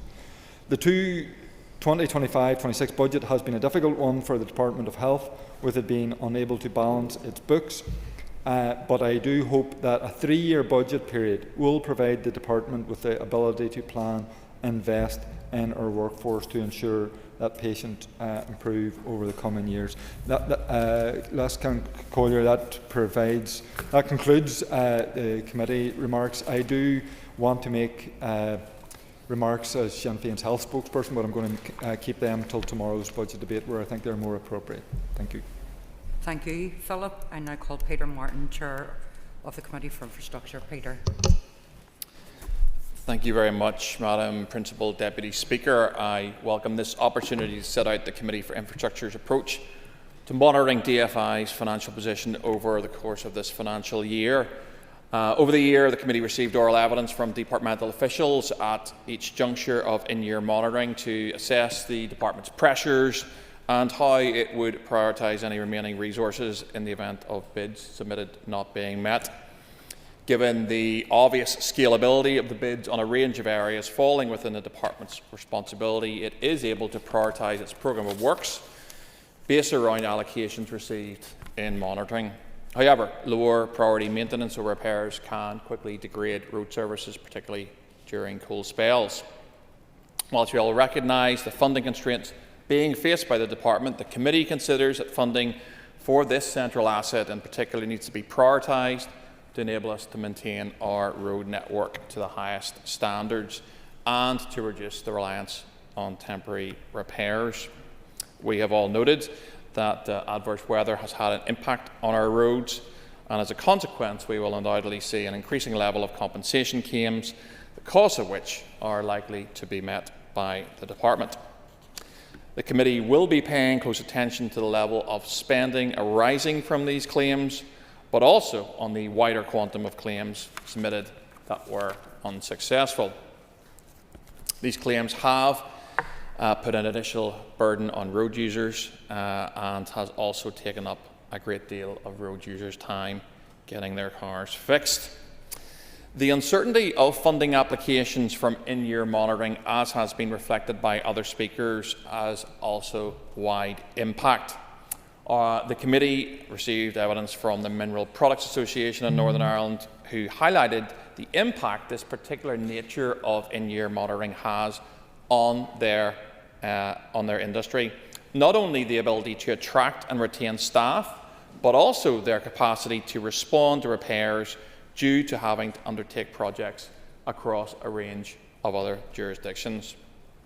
We all recognise that the Department for Infrastructure plays an integral role in supporting our economy, providing the necessary foundations to deliver new homes, schools, hospitals, and also ensuring connectivity across our rural and urban network.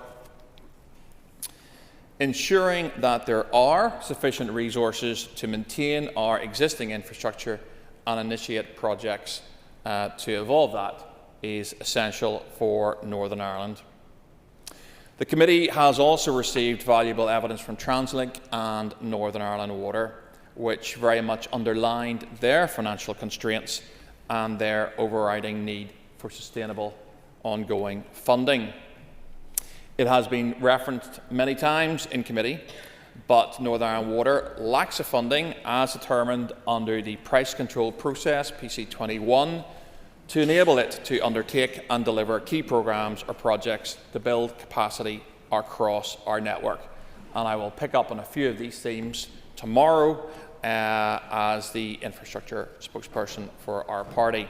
However, continuing on my remarks as Chair, whilst recognising that a single year's investment will not resolve this underinvestment, it is imperative to seek to provide sufficient and sustained funding to enable these projects to commence. Not only will this investment support the existing network, but it will allow for incremental milestones to be delivered that should unlock the economic potential that we know Northern Ireland has.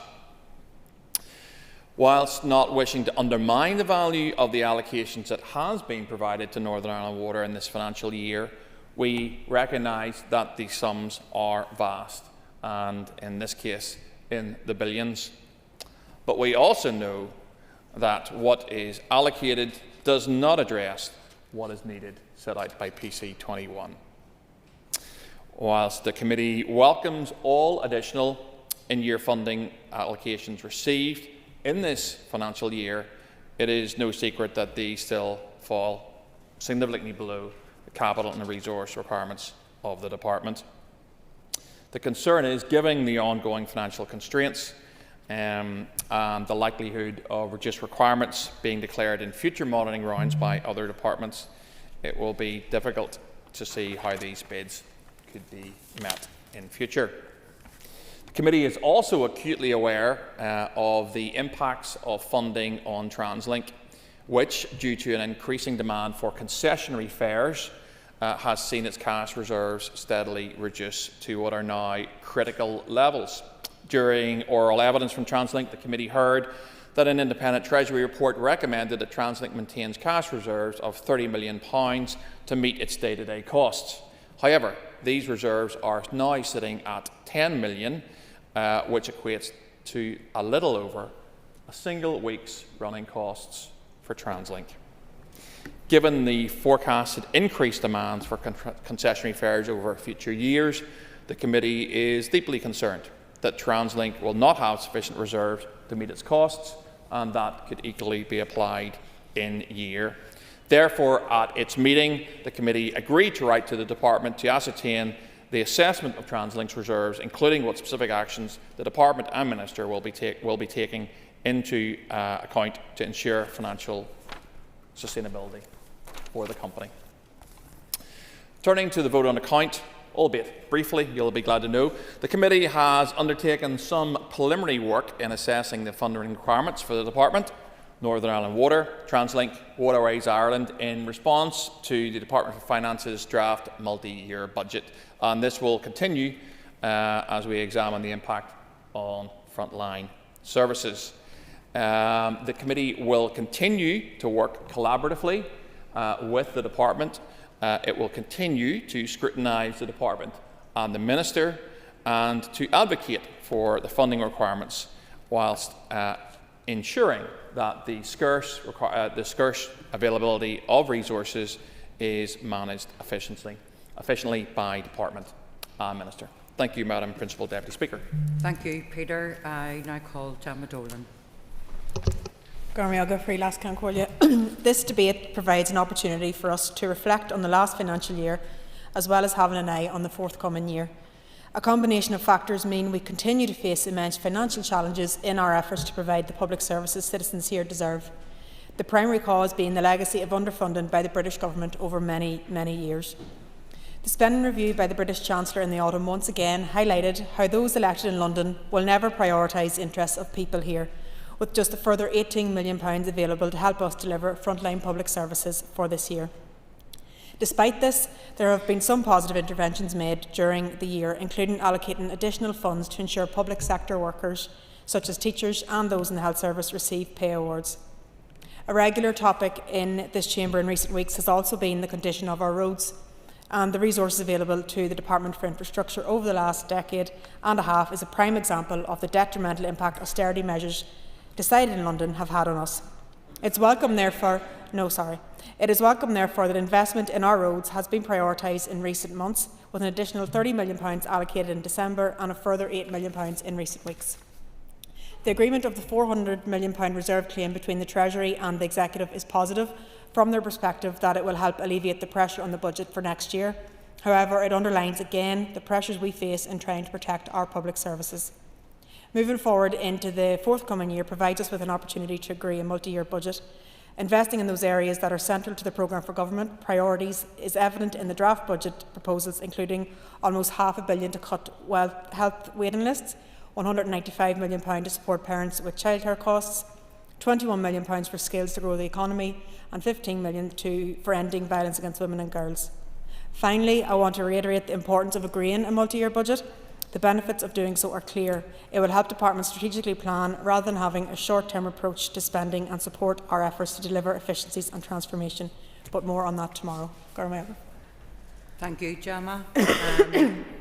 Our next person to speak is Philip Brett, Chair of the Committee for the Economy. Thank you. Thank you, Madam Principal Deputy Speaker, and I rise on behalf of the Committee for the Economy to support both motions before the House today. I want to take this opportunity to thank officials from the Department for the Economy who have recently provided written and oral evidence to the Committee on the anticipated 25-26 spending outturn. This included a spring supplementary estimate memorandum. As this House is aware, the Department for the Economy had its 24-25 accounts disclaimed by the Comptroller and Auditor General and expects to have its 25-26 accounts disclaimed as well. And this has been driven by a number of factors and is something that right across the committee has been a matter of concern. The largest in financial terms is student loans. The Department have adopted a new model for estimating the future value of income from student loans and the value of residual loans that are not expected to be paid in full at the end of the loan period. This new model has generated one-off ring-fence style charge of £1.7 billion, greatly exceeding the relevant budget. Usually the related ring-fence style budget is considerably larger than actual costs, owing to the different student loan plans in use here in Northern Ireland compared to other parts of the United Kingdom. It is also the case that these allocations can only be used for student loans and cannot be reallocated to other parts of the Northern Ireland block grant. So although this is an alarming set of figures, the committee understands that this is a one-off technical exercise. It is also expected now that the new student loan model has been adopted, the ring-fence style numbers will return to their usual position. Other factors affecting the disclaimed accounts include the Northern Regional College. The committee has seen the annual report and accounts, which include part of this financial year for the colleges, but yet again the Northern Regional College annual accounts have not appeared before committee. The committee will continue to scrutinise the department as it makes its way back to a place where its accounts will no longer be disclaimed. In terms of non-ring-fence style, it appears that the department is on course to not overspend its £821 million budget, thanks to the allocation of over £40 million in year from the executive, covering things like skills, pay and higher education pressures. The challenges here are around the loss of £24 million in shared prosperity funding.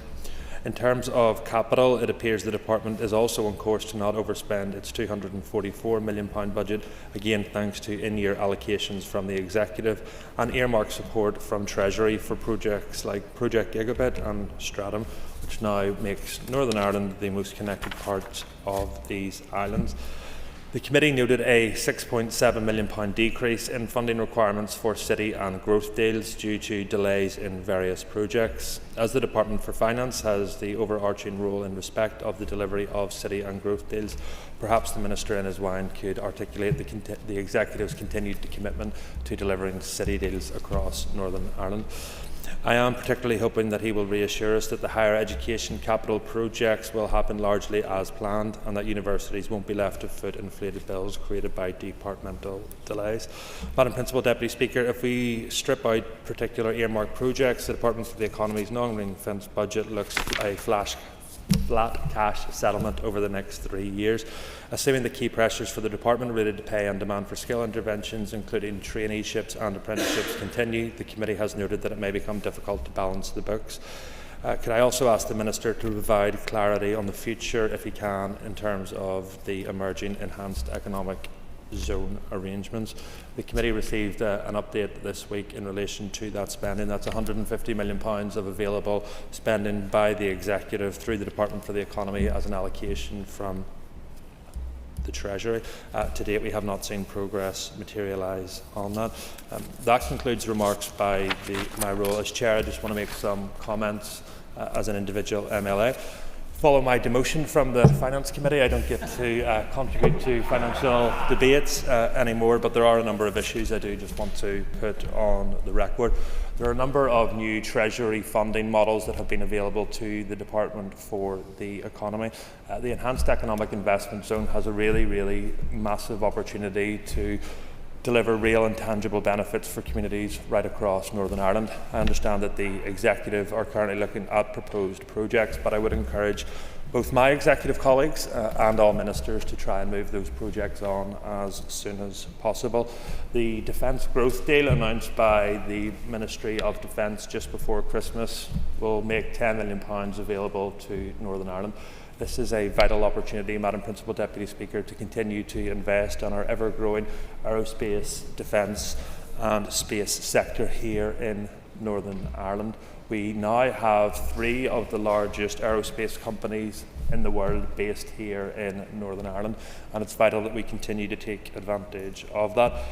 I would very happy to give one. May I make a declaration of interest as the Chair of the All-Party Group on aerospace, defence and security? Would the member agree with me that what is vital for our aerospace and defence sector is skilled workforce and the ability to invest heavily in that to make that work? The member's an extra minute. I fully agree with that, and the Minister for Finance during exercises this year has made a number of important allocations and a dedicated fund to skills. And hopefully this £10 million, which will be available to the Executive, focuses on ensuring that the next generation of young people here in Northern Ireland are skilled to take advantage of the ADS sector. And I would also encourage the Minister for the Economy to encourage our Council colleagues across the province to come forward with their projects for the local economic partnerships as soon as possible. The Minister of Finance made £45 million available to the Department for the Economy over the next 3 years to support economic growth right across Northern Ireland. and to date none of that funding has been spent. So I would encourage our council colleagues to bring those projects forward as soon as possible so that all regions of Northern Ireland continue to ensure that our economy delivers for all sections of our society. Thank you, Madam Principal Deputy Speaker. Thank you, Philip. Our next speaker to this debate is Robbie Butler, Chair of the ERA Committee. Robbie. Thank you, Madam Principal Deputy Speaker. And I welcome the opportunity to speak on behalf of the ERA Committee. And we considered DERA's allocations over the year through oral evidence sessions, first in June and then in December monitoring. And then we received a written briefing a few weeks ago on the SSEs and the revised outturn forecast, outturn documents. And Madam Principal Deputy Speaker, you will understand it's not ideal to have a monitoring round in December rather than October. However, we understand that the delay was down to the lateness of the Chancellor's autumn budget statement. In June 2025, DERA had one resource DEL bid of £3.2 million for bovine tuberculosis compensation, and it also had 4 capital DEL bids totalling £8.9 million, including £4 million for TRIPSI, £2.3 million for Caffrey estate improvements, £1.3 million for NIEA country park improvements and £1.3 million for AFBI scientific equipment. The bids were based on unmet elements of the budget bids, particularly for bovine tuberculosis compensation. Officials advised the committee that being a statutory obligation, it was more likely that it would get a bid met for BTB compensation than for anything else, and we've heard much in this chamber about the unmet challenge of bovine tuberculosis. We do note, though, that DERA is not unique in having to rely on in-year budget allocations to meet statutory aspects of its work. And the committee heard that the BTB compensation project was £47.4 million for 25-26, and the Minister for Finance will understand that that's a up £4.3 million on 24-25, and this has meant that the overall cost for tackling bovine TB would reach over £65 million in 25-26, which is quite a feeling.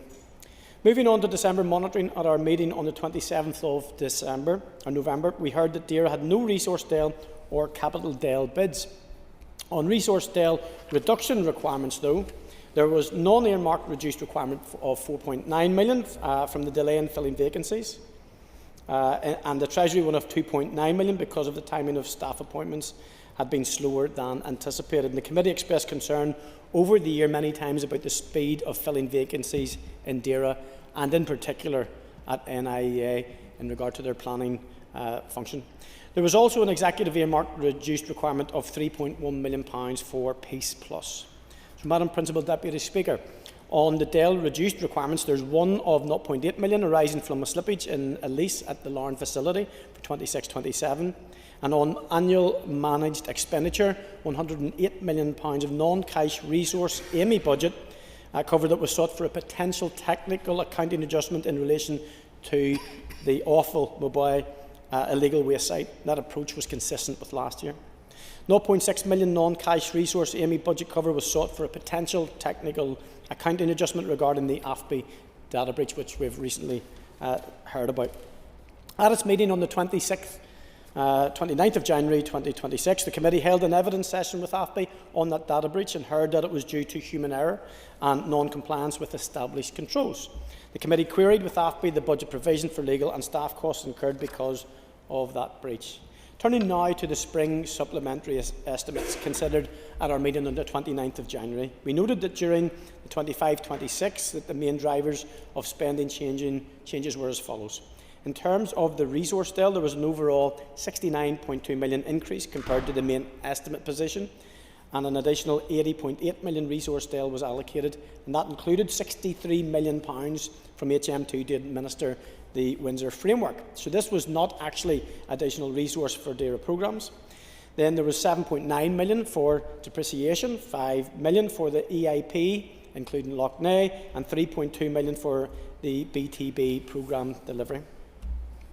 As part of the December monitoring round, the Department identified £11.2 million of reduced requirements, and I will reiterate the committee's concern about the speed of filling vacancies at DERA and the impact on service delivery, most notably including the NIEA planning turnaround times. As regards to Capital Dale, DAERA has had an £8.1 million increase in Capital Dale compared to the main estimate position, and during the year £11.3 million HMT funding was allocated in relation to administering the Windsor framework. Regarding resource aiming, as mentioned earlier, £108 million has been allocated for a potential technical accounting adjustment in relation to Maboy. The committee is waiting to hear from DAERA on the way forward following the consultation on the draft remediation strategy, so there's a very live watching brief on that one. Madam Principal Deputy Speaker, the DAERA budgetary challenges of the past year unfortunately remain familiar to the committee. Compensation for bovine TB does not cover the full income lost, as it takes time to rebuild a herd, never mind the emotional distress. We know the Minister shares our interest in supporting the agricultural sector to thrive, and to that end the committee held a successful NAP proposal stakeholder event in November to bring farming and environmental stakeholders together. The committee wants to see finance delivered for a just transition and currently has its calls for views out on the proposed SR to establish the Just Transition Commission, and we would encourage responses to that. The committee is currently considering the dilapidation bill and has heard evidence on the lack of resources for councils and its application. On the 5th of February, we took evidence on the progress of the Loughney Action Plan. The final 25-26 allocation saw £6.3 million resource Dale and £9.2 million Capital Dale allocated to help deliver the remaining 22 actions, and I know that's important to every member in this chamber. Madam Principal Deputy Speaker, I'm going to bring my comments to a conclusion in regards to the committee and add a few of my own, if that's okay. These estimates do, however, expose a department that is still reacting rather than reforming. An extra £3.2 million for bovine tuberculosis programme delivery is simply not financially commensurate with the scale of a crisis devastating farm families. And with a 5-year project line for that bovine tuberculosis piece of action, it leaves those under the spectre of positive BTB cases feeling hopeless, especially when compensation fails to cover the full income loss or the emotional toll. That's not ambition, it's administration. We also see the £11.2 million in reduced requirements, while vacancies remain unfilled and planning turnaround times suffer, particularly within the Northern Ireland Environment Agency. Time's up, Robbie. Thank you, Madam Principal Deputy Speaker. Thank you. Thank you. Thank you very much. I call Steve Aiken. Thank you very much indeed for the Minister for bringing these estimates before us as well. Members will notice that this is a £32 billion budget for 25-26, with £18.8 billion in Ardell, £2.14 billion in Seedale and £10.6 billion in Amy. And that gives us a £20.94 billion in Ardell and Seedale, which is by any recommendation is one of the largest budgets, or is the largest budget that Northern Ireland has ever had. We also note the £9.46 billion in health costs and also the other costs that are in various other areas as well. But I would like to draw our attention to infrastructure, and particularly the £1.6 billion budget. And as I'm reading it, it looks as if there was an underspend in capital in the infrastructure of £133.9 million. Now, bearing in mind the issues we have with potholes in the roads, the issues we have with Northern Ireland Water, issues we have with the A5 and road safety, seems to be rather strange that we've got a £133.9 million underspend in the infrastructure sector. I'm also glad to see that the black box has reduced considerably. Where it used to sit when I think other members used to sit in the Finance Committee at one stage or another, it was sitting at close on £1 billion. It's now reduced considerably to 17.2 million. That is to be much appreciated, and I would encourage the Department of Finance to keep their fingers very closely on that to make sure that that continues. I think, though, with disclaimed as well as qualified accounts, it's not surprising, Minister, that we're now having, and I know they're being very polite, the Treasury, but we've been put under special measures. And we've been put under special measures because the Treasury don't trust our bookkeeping, quite frankly.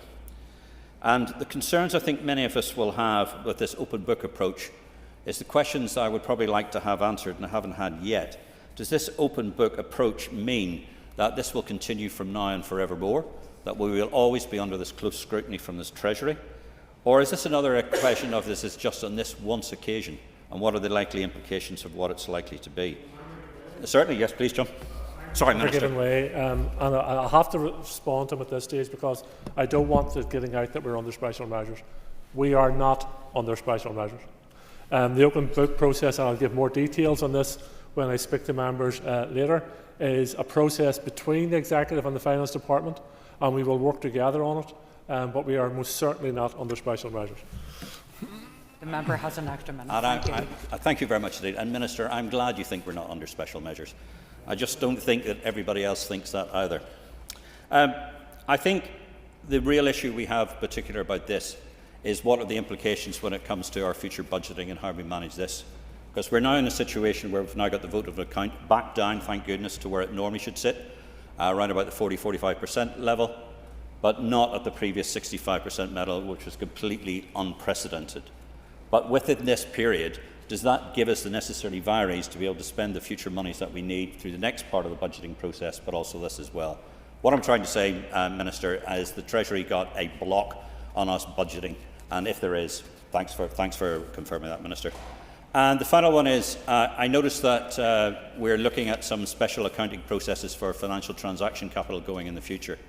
And because I don't actually have the in-depth estimates in front of me, and no doubt it's been addressed that sooner or later members, at least the Finance Committee, will each get a copy of the cream book, so we can spend the next week or so going through it with a fine-tooth comb.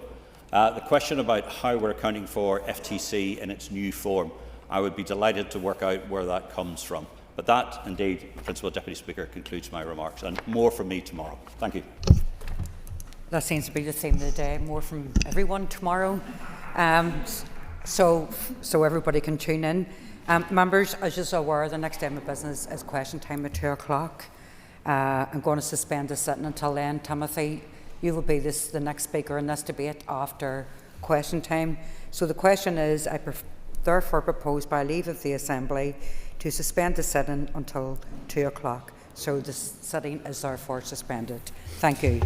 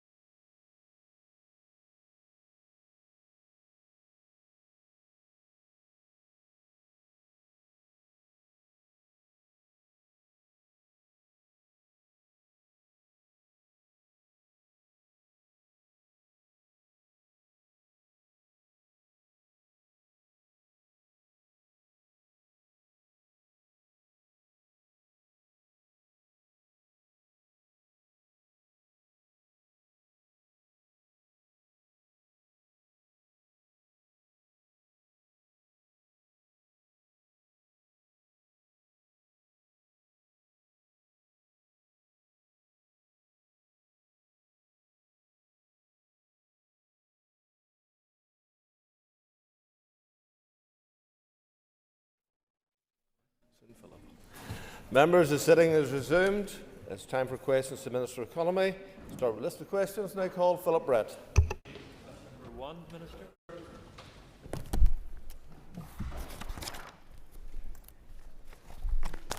The bill is intended to provide clarity for the utility regulator on its ability to assist my department by providing technical advice and information, and to carry out its statutory regulatory functions in a way that will support the transition to the future energy system needed to fulfil my department's obligations under the Climate Change Act and the Executive's energy strategy.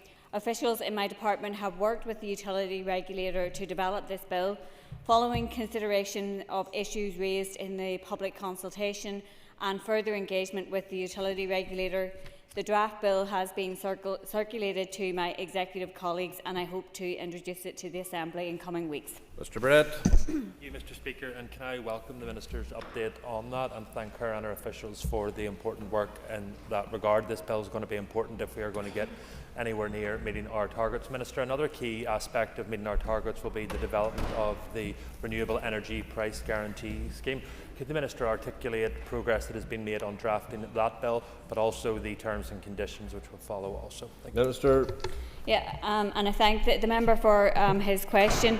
The policy intent in relation to the electricity price guarantee scheme has been circulated to executive colleagues, and I'm hopeful that that will be considered by the executive soon and pave the way for the drafting of that legislation. And then there will be consultation in relation to the terms and conditions of the renewable electricity price guarantee scheme as well. So there's progress being made on both, and I hope that we will have those approved by the executive shortly. And I thank the Minister for her answers so far. As the Minister knows, more and more people have been impacted and their electricity supply impacted over recent years in extreme weather conditions. So can I just ask you for an update on the utility regulator's consultation on those payments for people impacted? Minister. Yeah, and I thank the member for his question. The utility regulator's consultation on its review of the electricity guaranteed standards of service and overall standards of performance closed on the 15th of January. The utility regulator is now analysing the responses and preparing its final decision paper to present to the department by the end of April, and my department will then without delay bring forward any new arrangements following executive agreement, with the expectation that they will be in place for winter 26-27. Alan Killian. Question number 2. With more than 400 events bringing hundreds of thousands of visitors for 8 days of music, crack and friendship, Flacúil na hÉireann 2026 will be a celebration and showcase of our community and the diverse cultures it comprises. The FLA is being delivered by Belfast City Council in partnership with Ard's Cultúrí Éireann. Tourism NI will support the event as a strategic partner. This includes enhanced marketing to attract more visitors, as well as dedicated engagement campaigns to encourage participation as a host, volunteer or visitor. Tourism NI will also focus on maximising the benefit that the Flacúil will bring by encouraging visitors to travel beyond the city and experience the diverse communities, towns, coastlines and cultural sites across the north. Through inclusive creative events and workshops, the Festival Fringe programme is designed to encourage visitors to engage with our authentic cultural traditions and local communities. A campaign is already underway by Tourism NI to encourage local tourism businesses to engage with the FLA programme. This also includes information for prospective accommodation providers to ensure they get certified and are able to host the many visitors we expect to come and enjoy the event. Mr. Killian. Ara for that answer, and I've been to many FLA right across Ireland, and they're amazing, and the place will hopefully be buzzing. Minister, in your response you made reference to Tourism NI having responsibility now for promoting the benefits of FLA. Can you provide assurance that local businesses and indeed local residents, but certainly the businesses, will have benefits for this great opportunity coming to our shores? Yeah, thank the member for her question. Delivering a successful Flacúil in Belfast will showcase the city and the wider region at its very best, providing us with a platform to deliver significant cultural, social and economic opportunities. Major events like this have a proven track record of driving economic impact, attracting private investment and opening the door for other big events and creating opportunities for local businesses. Businesses will benefit from the influx of visitors as they spend on accommodation, food, transport and shopping, in addition to the substantial boost obviously for hotels, restaurants, pubs and retail, and the FLA will help create the growth within the local economy and support jobs. The festival provides a platform for local musicians to perform and residents to support through volunteering, which was one of the big successes of the Open last year, was the contribution of volunteers. With opportunities for everyone to be part of the FLA, support will be provided to develop new skills and experiences. Tourism NI are collaborating with Belfast City Council to deliver an industry engagement programme to ensure that businesses understand the opportunities presented from hosting the FLA and to tailor their products to ensure that they provide an excellent visitor experience. And I would certainly encourage businesses to engage with that. Matthew O'Toole. Thank you, Minister. I agree wholeheartedly that the FLA is a huge opportunity for this city and for the whole region. Very much looking forward to it myself.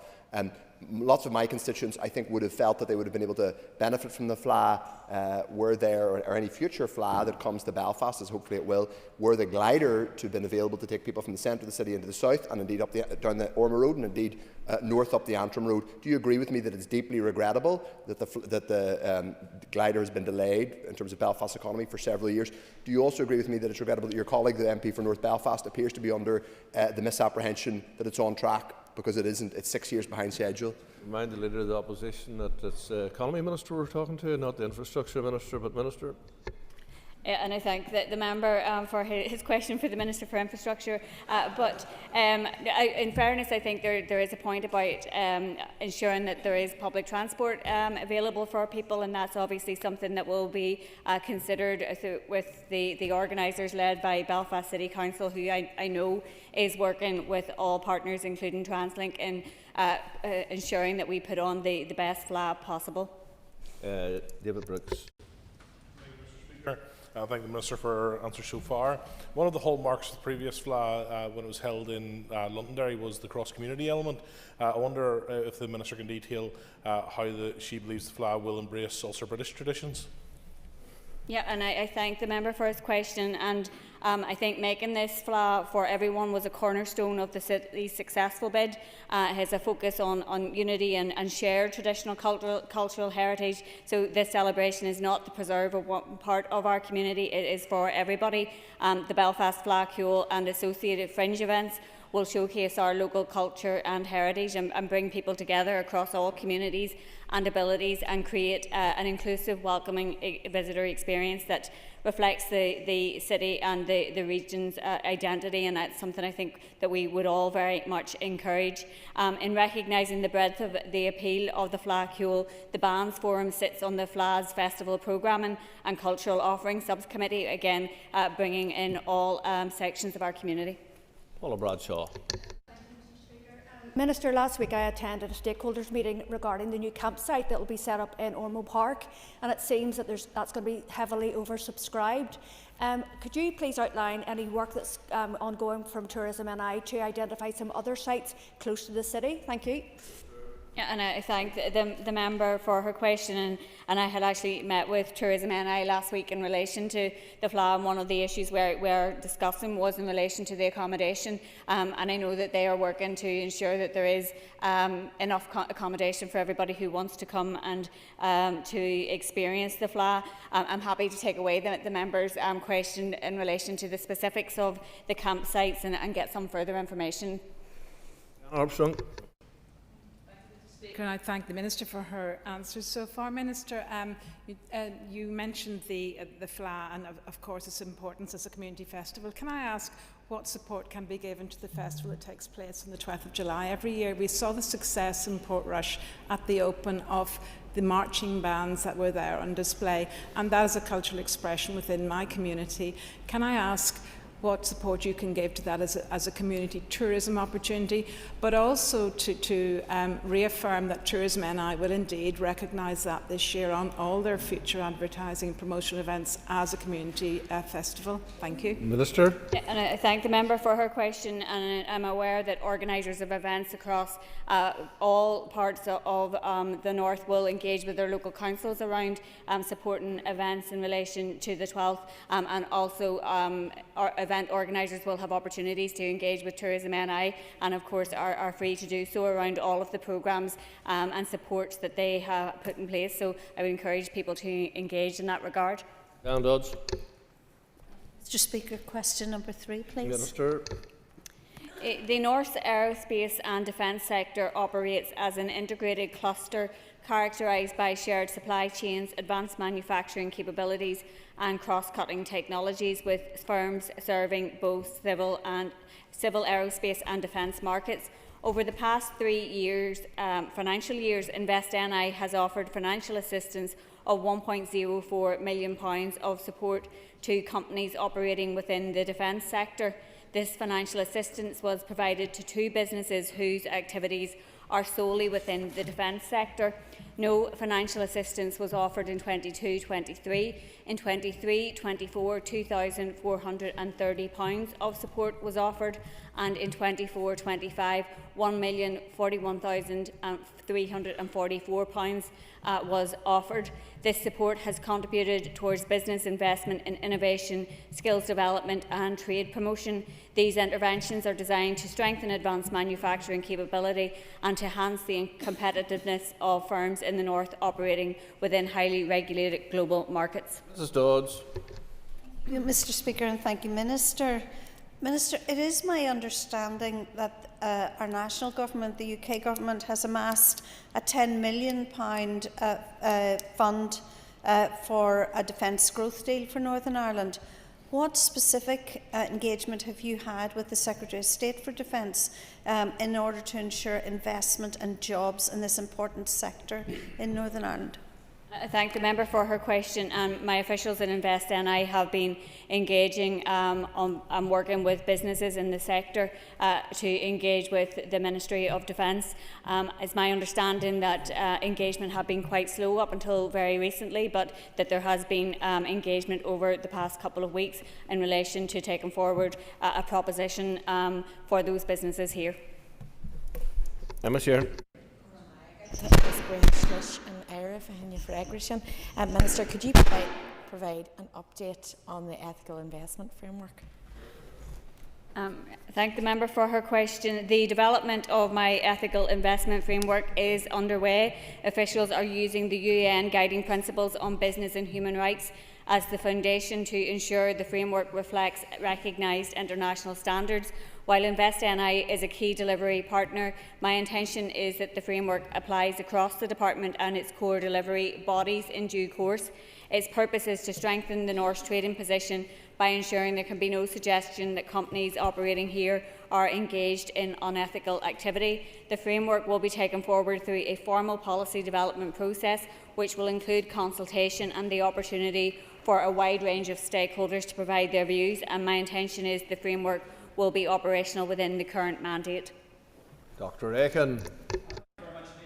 Minister, for a response before, and as I said before, I make a declaration of interest as the Chair of the All-Party Group on ADS. Minister, you'll be aware of Airbus's approach in Northern Ireland that seek to expand. Could the Minister outline anything she could be doing from her department to reach out, specifically in the skills-based area, which also refers to my previous conversations with Mrs Dodds about tapping into that Ministry of Defence money?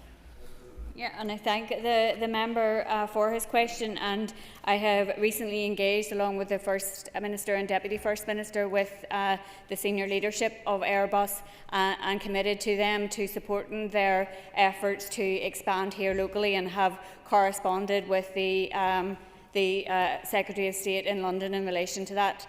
So it's something obviously that we would be hugely supportive of in terms of creating more good jobs and strengthening the aerospace sector. Ray Call. Agree with me, we need an ethical, just transition away from jobs being connected to the war industry. both to protect people working in what's called the defence sector, but also to stop bombs being dropped on people in Europe and the Middle East and elsewhere? I thank the member for his question, and I'm well on record in terms of my concern about prioritising the militarisation agenda and funding going towards that, and rather than going towards vital public services or R&D in things like supporting our life and health sciences sectors and developing new green tech and agri-tech solutions that will actually help people live longer and healthier lives. Those are the things that I think that we should be prioritising in terms of our public funding. Sure. Sure.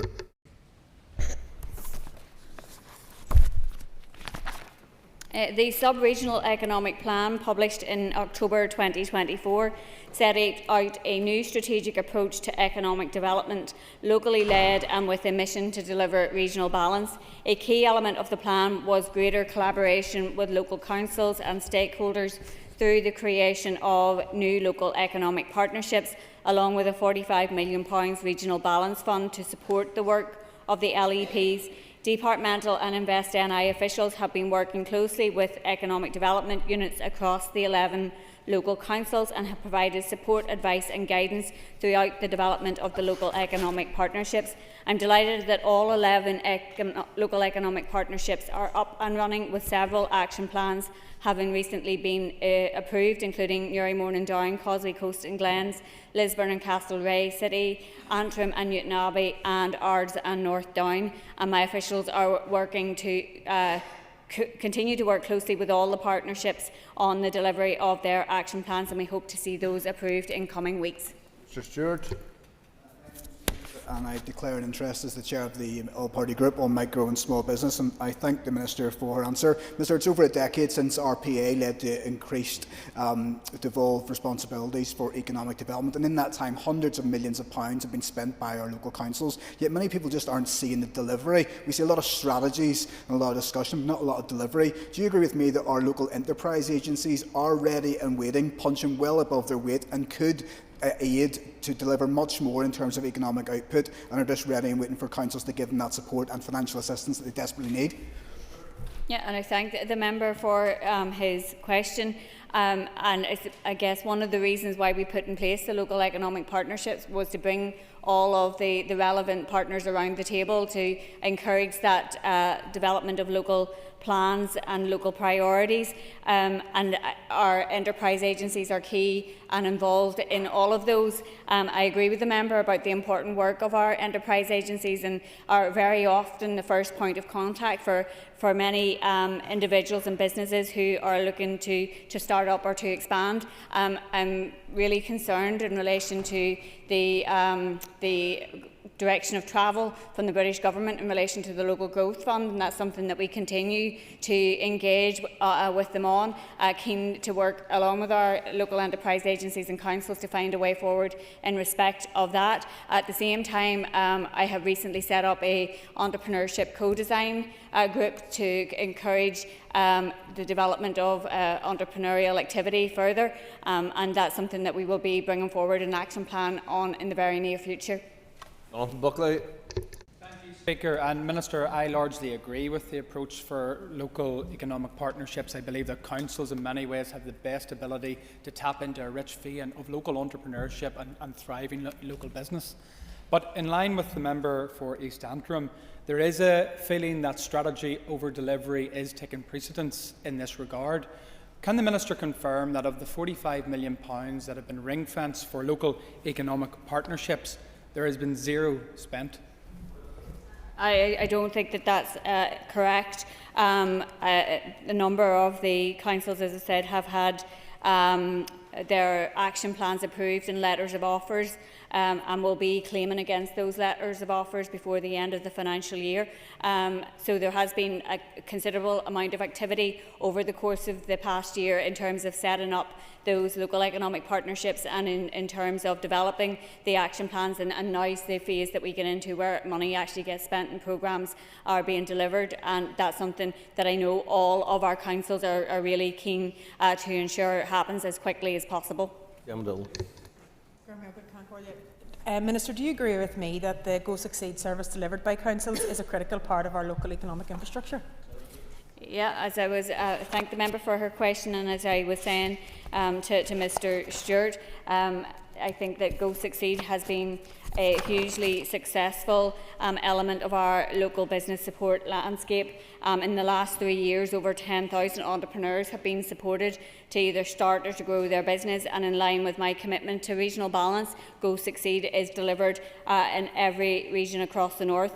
Unfortunately, the future of that vital service is now at risk due to changes in the British Government's Local Growth Fund. The Local Growth Fund contains much less resource funding than its predecessor, the Shared Prosperity Fund.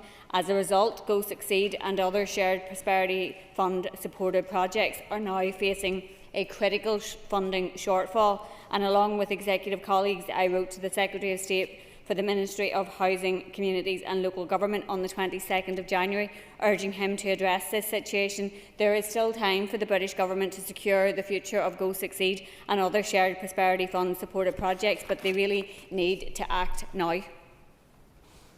Wanda Murphy.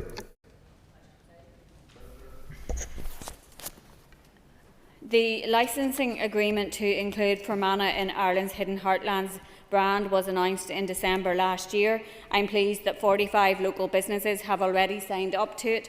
I have since provided £300,000 of additional support to Tourism NI for a targeted marketing campaign which launched last week on the 16th of February. It showcases a range of Fermanagh businesses such as the Killy-Helvin Lakeside Hotel and the Blakes of Hollow. The campaign is underpinned by 26 special offers from industry to encourage tourists, demonstrating their commitment to the opportunities provided by this campaign. Across Ireland, the campaign will generate almost 27 million opportunities for the campaign to be seen, reaching 58% of all adults. The campaign will run until the 31st of March and will be fully evaluated. Evidence from previous Tourism NI marketing campaigns indicates that for every £1 spent, £60 is spent in the local economy. In January, Fáilte Ireland also aired a TV commercial in the southern market promoting Fermanagh as a part of Ireland's Hidden Heartlands. Tourism Ireland will continue to promote the brand and work with local partners on overseas campaigns. Ms Murphy. And I'd like to thank the Minister for her answer, and of course I will take the opportunity again to welcome the inclusion of County Fermanagh in the Fáilte Ireland brand, and it will be a game changer for Fermanagh's economy and no doubt those businesses that you have mentioned as well. Minister, we are just, I suppose, a stone's throw from County Donegal that has the Wild Atlantic Way. Could you provide an update in relation to shared island funding on the Wild Atlantic Way and the Causeway Coast route, please? Thank you, the member, for the question. As the member will be aware, the Wild Atlantic Way and Causeway Coastal route are being linked through a shared island collaboration project, which includes research, marketing, joint signposting and a small capital grant scheme to enhance attractions along these iconic routes.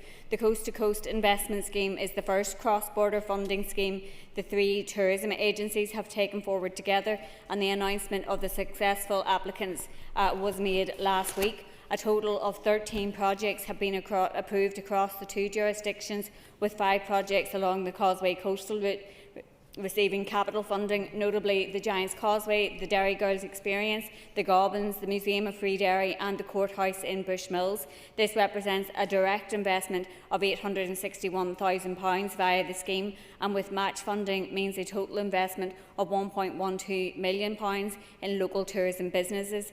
These developments will strengthen the appeal of the attractions and the two iconic routes, while encouraging visitors to further explore the regions, stay longer and spend more, boosting our local economy and supporting local communities. Alan Robinson. The Minister indicated to the House if she will be travelling to the USA to highlight and promote the tourism offer that we have here in Northern Ireland.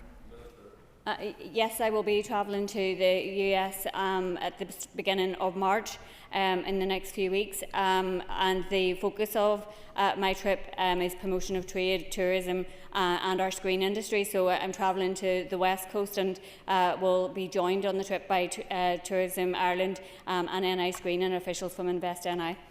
McNulty. Minister for her answers thus far. Minister, can you provide a clear update on engagement with Fáilte Ireland regarding the expansion of Ireland's Ancient East branding, and what practical steps your department is taking to ensure that areas currently excluded are not left at a competitive disadvantage, including counties Armagh, Down and Antrim.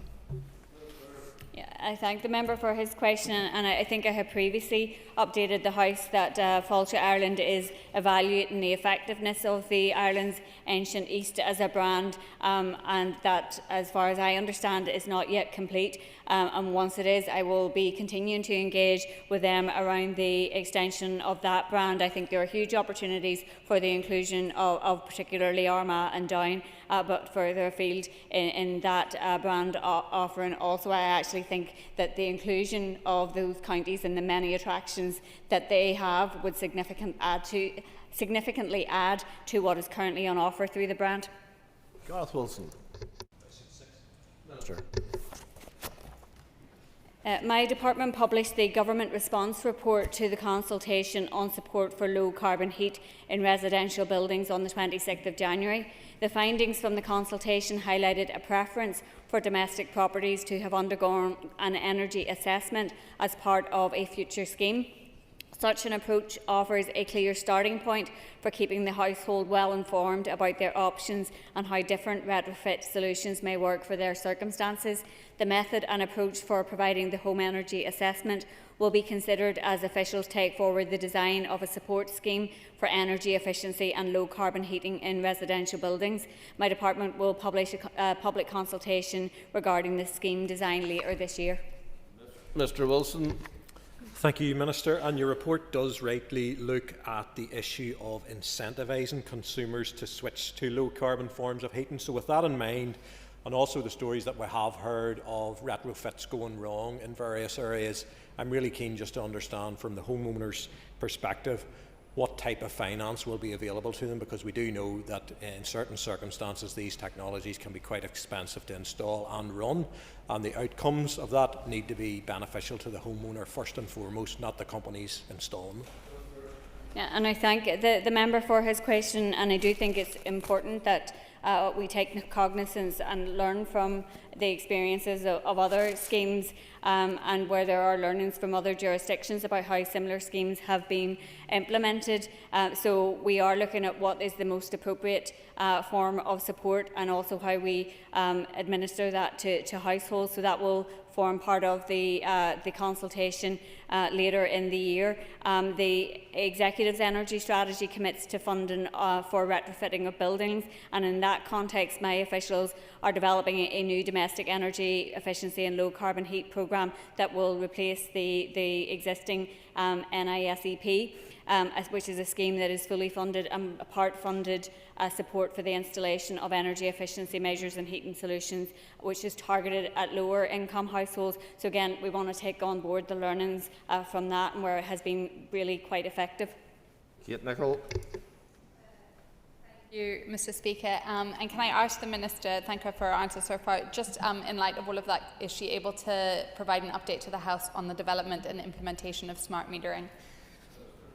Yeah, I thank the member for her question, and as she will know, that was consulted on last year, and we hope to be in the position of publishing the outcome of that consultation in the next short number of weeks. For Finnegan.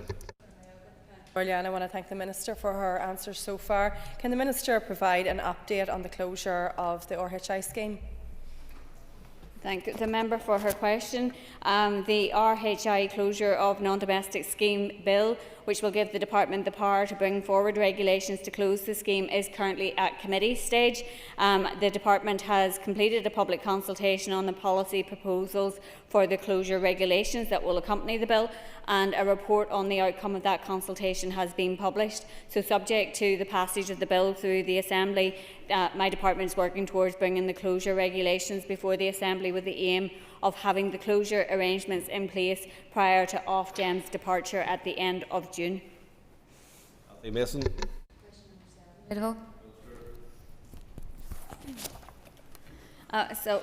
I recently met with both language commissioners as well as with the director of the Office of Identity and Culture to discuss how we can strengthen cooperation and ensure a coordinated approach across our respective responsibilities. These engagements provided an important forum to consider how my department can better support linguistic diversity, improve the accessibility of services and ensure our policies and programmes reflect our statutory language commitments. These engagements were an excellent opportunity to discuss the direction of travel of the Office of Identity and Culture and their business plan, as well as identifying opportunities for both language commissions to help strengthen language provisions across departmental services and economic programmes. The introductory meetings provided an opportunity to establish constructive working relationships, to hear about the Commissioners' respective roles and priorities, and to discuss my department's statutory duties and areas of responsibility. I remain fully committed to working closely with the Commissioners and relevant partners going forward to advance language development, promote inclusion and ensure everyone can engage effectively with the services and opportunities my department provides. Legal questions now. Sinead McLaughlin. Thank you, Minister, and may I wish you a belated happy birthday and hope you enjoyed your celebrations. Minister, last week I received the first draft copy of my Regional Balance Bill. Given your previous position that legislation is not necessary to address regional economic imbalance, can you clarify why you believe that statutory intervention is not required? I thank the member for her question and I thank her for the birthday wishes. I think in my previous engagement with the minister or with the member, I remained open to looking at the content of the bill once it was published. So I look forward to seeing your bill and the proposals within it. Obviously, I have statutory responsibilities in relation to the Department for the Economy and have set out a direction of travel with regional balance as one of the 4 priorities and a number of work streams flowing from that, but look forward to engagement with the member in relation to her bill. Ms McLaughlin. Thank you, Minister, and I too look forward to that engagement. You know, Minister, I know that you have a sub-regional economic plan and the development of the local economic partnerships, but those remain policy mechanisms rather than a statutory obligation.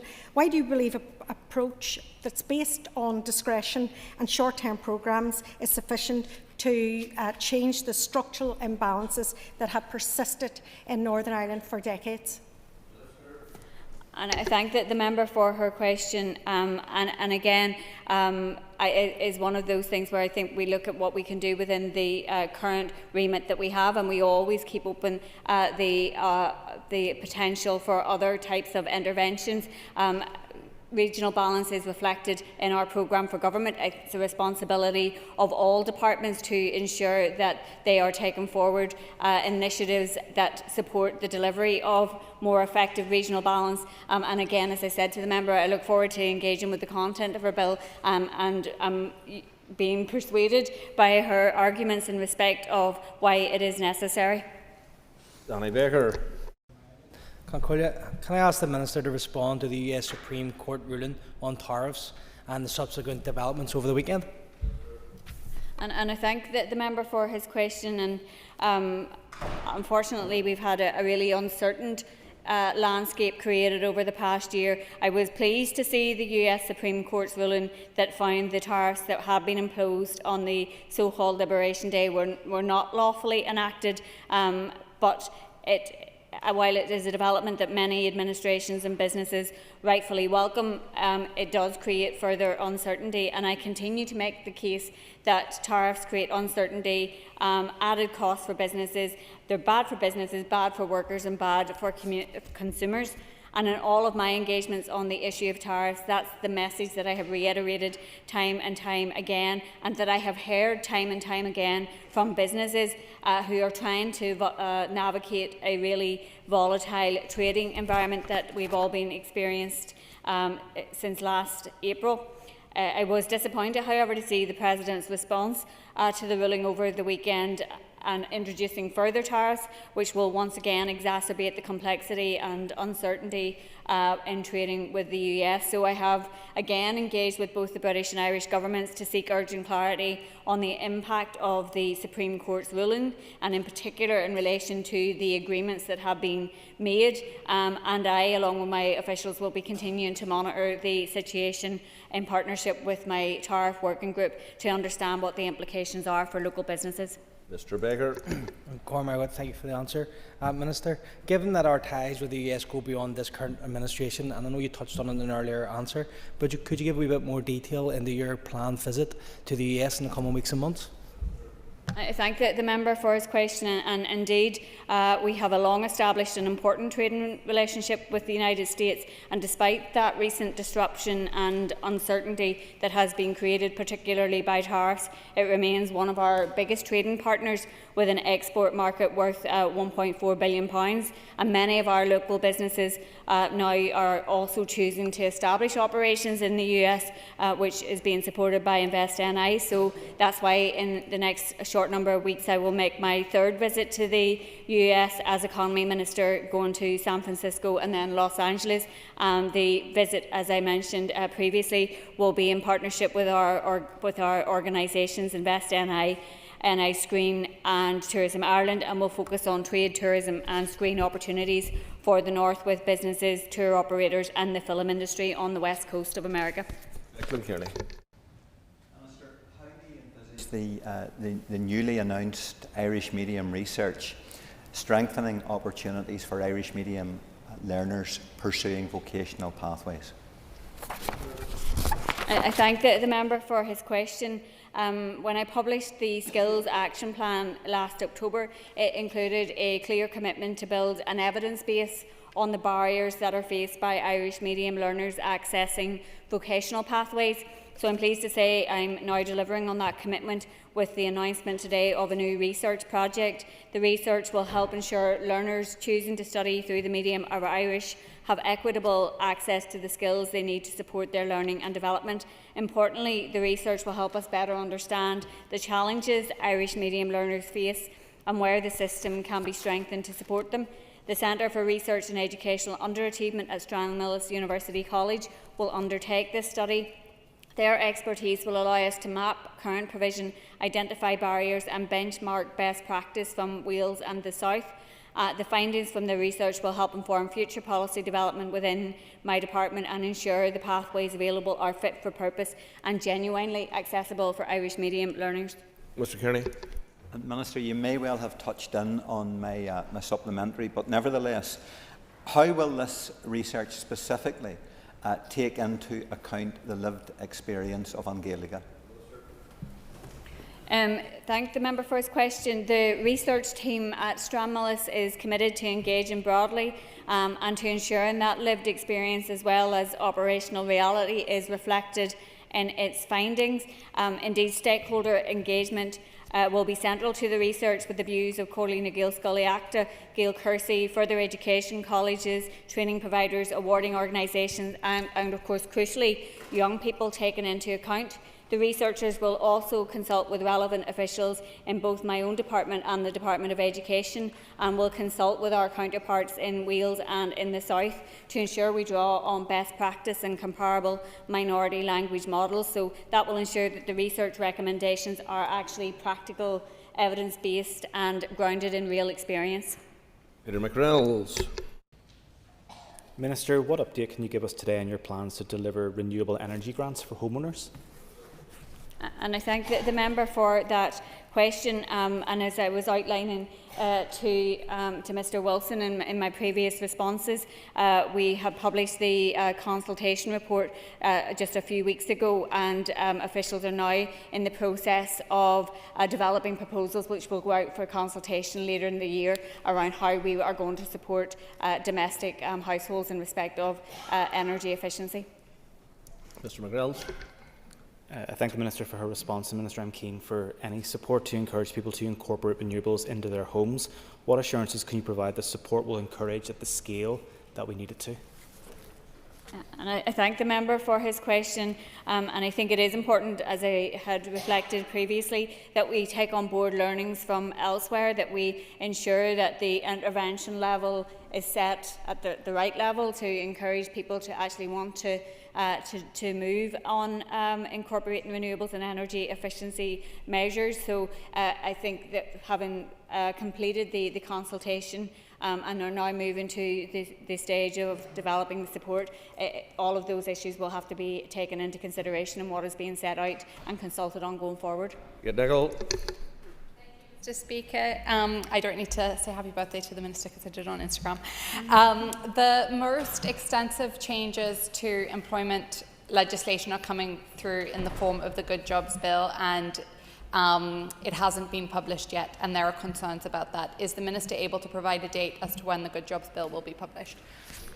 Yeah, I thank the member for her question, and I have a paper with the Executive with the detailed policy proposals in relation to the Good Jobs Bill, and as the member will be aware from when I was at committee a few weeks ago, I indicated that we anticipate drafting of the bill will be completed by the end of March, early April, and at that point we'll go to the Executive for approval before being introduced to the Assembly. So we're hopeful that we will get progress on that as quickly as possible and have the bill before the Assembly before summer recess.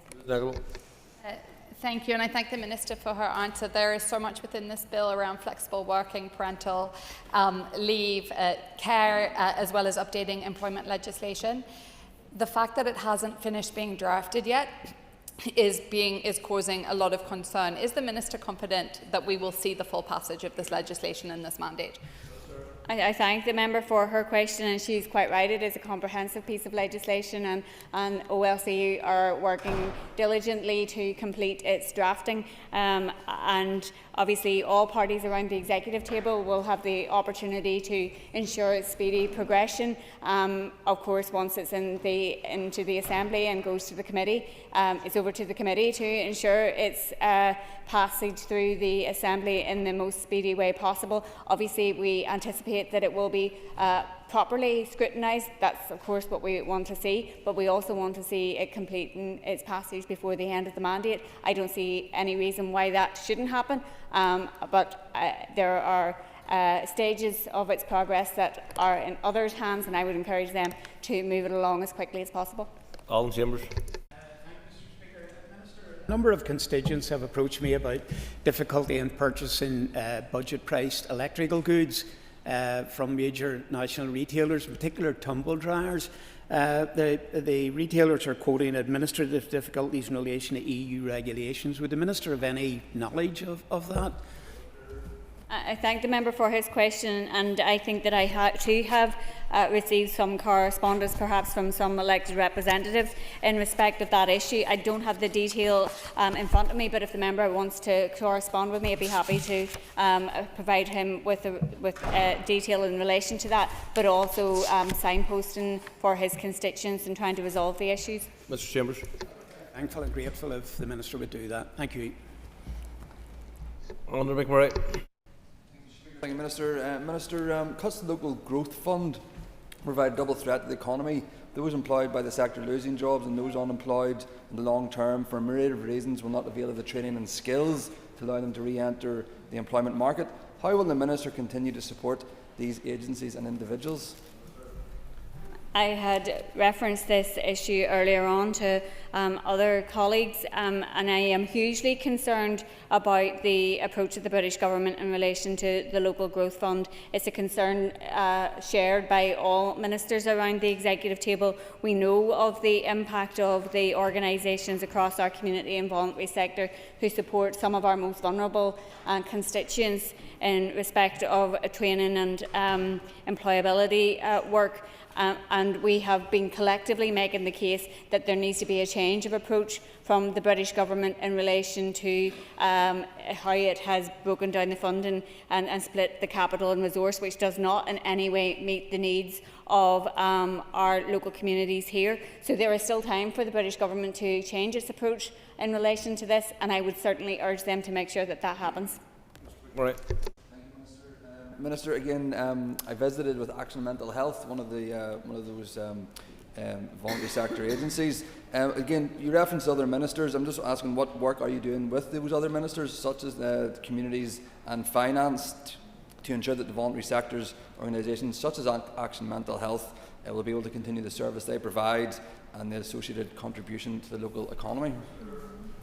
The member for his question, and the Finance Minister leads on this particular issue in terms of engaging with the British Government, but has also been engaging with all relevant ministers, because we are all really concerned about what the impact will be, and there is a significant funding shortfall. We obviously have a very constrained funding environment, and as I indicated, I believe that the British Government should change its approach and should ensure that there is the appropriate resource funding made available to ensure that these organisations can continue providing their vital public services. We must move on. And Education Minister questions. Now call Ciara Ferguson. Number one. Speaker, given the current capital budget position and the number of major works projects that have yet to be delivered, I have no plans at this time to bring forward further capital school projects previously identified under the Major Capital Works programme. There are a number of projects at the pre-construction stage that cannot be progressed to construction at this time due to funding availability. I continue to make the case for much needed investment for the Major Capital Works programme. Thank you, Minister, for the update. Minister, as you're aware, in your recent visit to St Bridget's College, there's a number, it was ranked number 12 out of 28 on the list. It currently is awaiting 5 specialist provision classrooms. They're not going to be delivered to January 29. It's got 14 locations that needs minor accessibility work, which won't be completed till February 28. It has a lack of car parking, and I know the department the last 2 years have been working on that to try and secure additional car parking. It has no sixth form, but in particular, its canteen, it was ranked as one of the worst pre-COVID, and nothing has been happening to the canteen. Once again, it has been closed down. Have we got a question, Ms Ferguson? So basically, what I would like to ask, could the Minister go to the EA and discuss with them what can be done to the canteen, in particular in St Bridget's, so our kids don't need to go home at 11 o'clock? Thank you. Well, Mr Speaker, I absolutely share the sentiment expressed by the member and the frustration that she is articulating on behalf of her constituents. I certainly would love to be able to do more, not just for St Bridget's, but for many schools across Northern Ireland, but I can only do so based upon the financial resources that are available to me. St Bridget's College and Lumen Christi were 2 of the 28 schools that were announced under the Major Capital Works programme back in March of 2022. The schools were scored and ranked using the published Major Works Protocol, which examined the condition and suitability of the buildings, as well as other factors such as levels of deprivation. I was able to announce that 7 of the highest priority schools would be restarted in February of 2024, but unfortunately St Bridget's College and Lumen Christi were not among the highest scoring projects and remain on hold. I'm Cameron. Mr Speaker, and I thank the Minister for his answers so far, and I think we all recognise the huge needs there are in our constituencies, and that includes my own of South Antrim as well. But I wanted to ask the Minister if he could tell us what the current status is of the Major Capital Works programme. So, Mr Speaker, there is an extensive list of major capital works programmes that have been announced by previous ministers, and we are working through that pipeline of work. However, based on the current allocation of funding, that works will take decades to clear. That's why there is no point in putting out a further call for new builds whenever we have such a significant pipeline of work to be completed, and unless there is a significant increase in capital expenditure, then we are faced with a very difficult position. Currently, there are 8 projects that are on site or in contract. They've been at the award stage. There are 13 projects that are at technical design pre-tender stage, which is stage 4. There are 13 projects that are in the early design stages, which are stages 2 and 3, and 16 projects are at the feasibility stage, which is at the very commencement of the process. And as I indicated to the earlier question, there are 22 projects that are completely on hold. I think that demonstrates the significant backlog of works, which can only be released if there is a significant increase in capital allocations to my department, and I would certainly welcome the support of all members from all parties to achieve this as part of the budget discussions. Nicol. Please, Mr. Speaker. Mr. Speaker, with your permission, I'll answer questions 2 and 9 together. With the agreement of my executive colleagues, I released the draft Executive Early Learning and Childcare Strategy for public consultation on the 17th of December last year. The consultation is running for 14 weeks and will close on the 24th of March. I attended a meeting of the All-Party Group on Early Education and Childcare on the 2nd of February to set out my ambition for the strategy, and I had the opportunity to listen and respond to the issues raised at the meeting by fellow Assembly members and stakeholders from the early learning and childcare sector. At a departmental level, there is a mix of online and in-person public consultation events taking place in the evenings to facilitate parents and childcare practitioners, with sessions planned for Belfast, Londonderry and Enniskillen. In addition, my officials are currently taking forward a comprehensive engagement plan which reaches sector representative organisations and early learning and childcare providers, as well as workers and parents.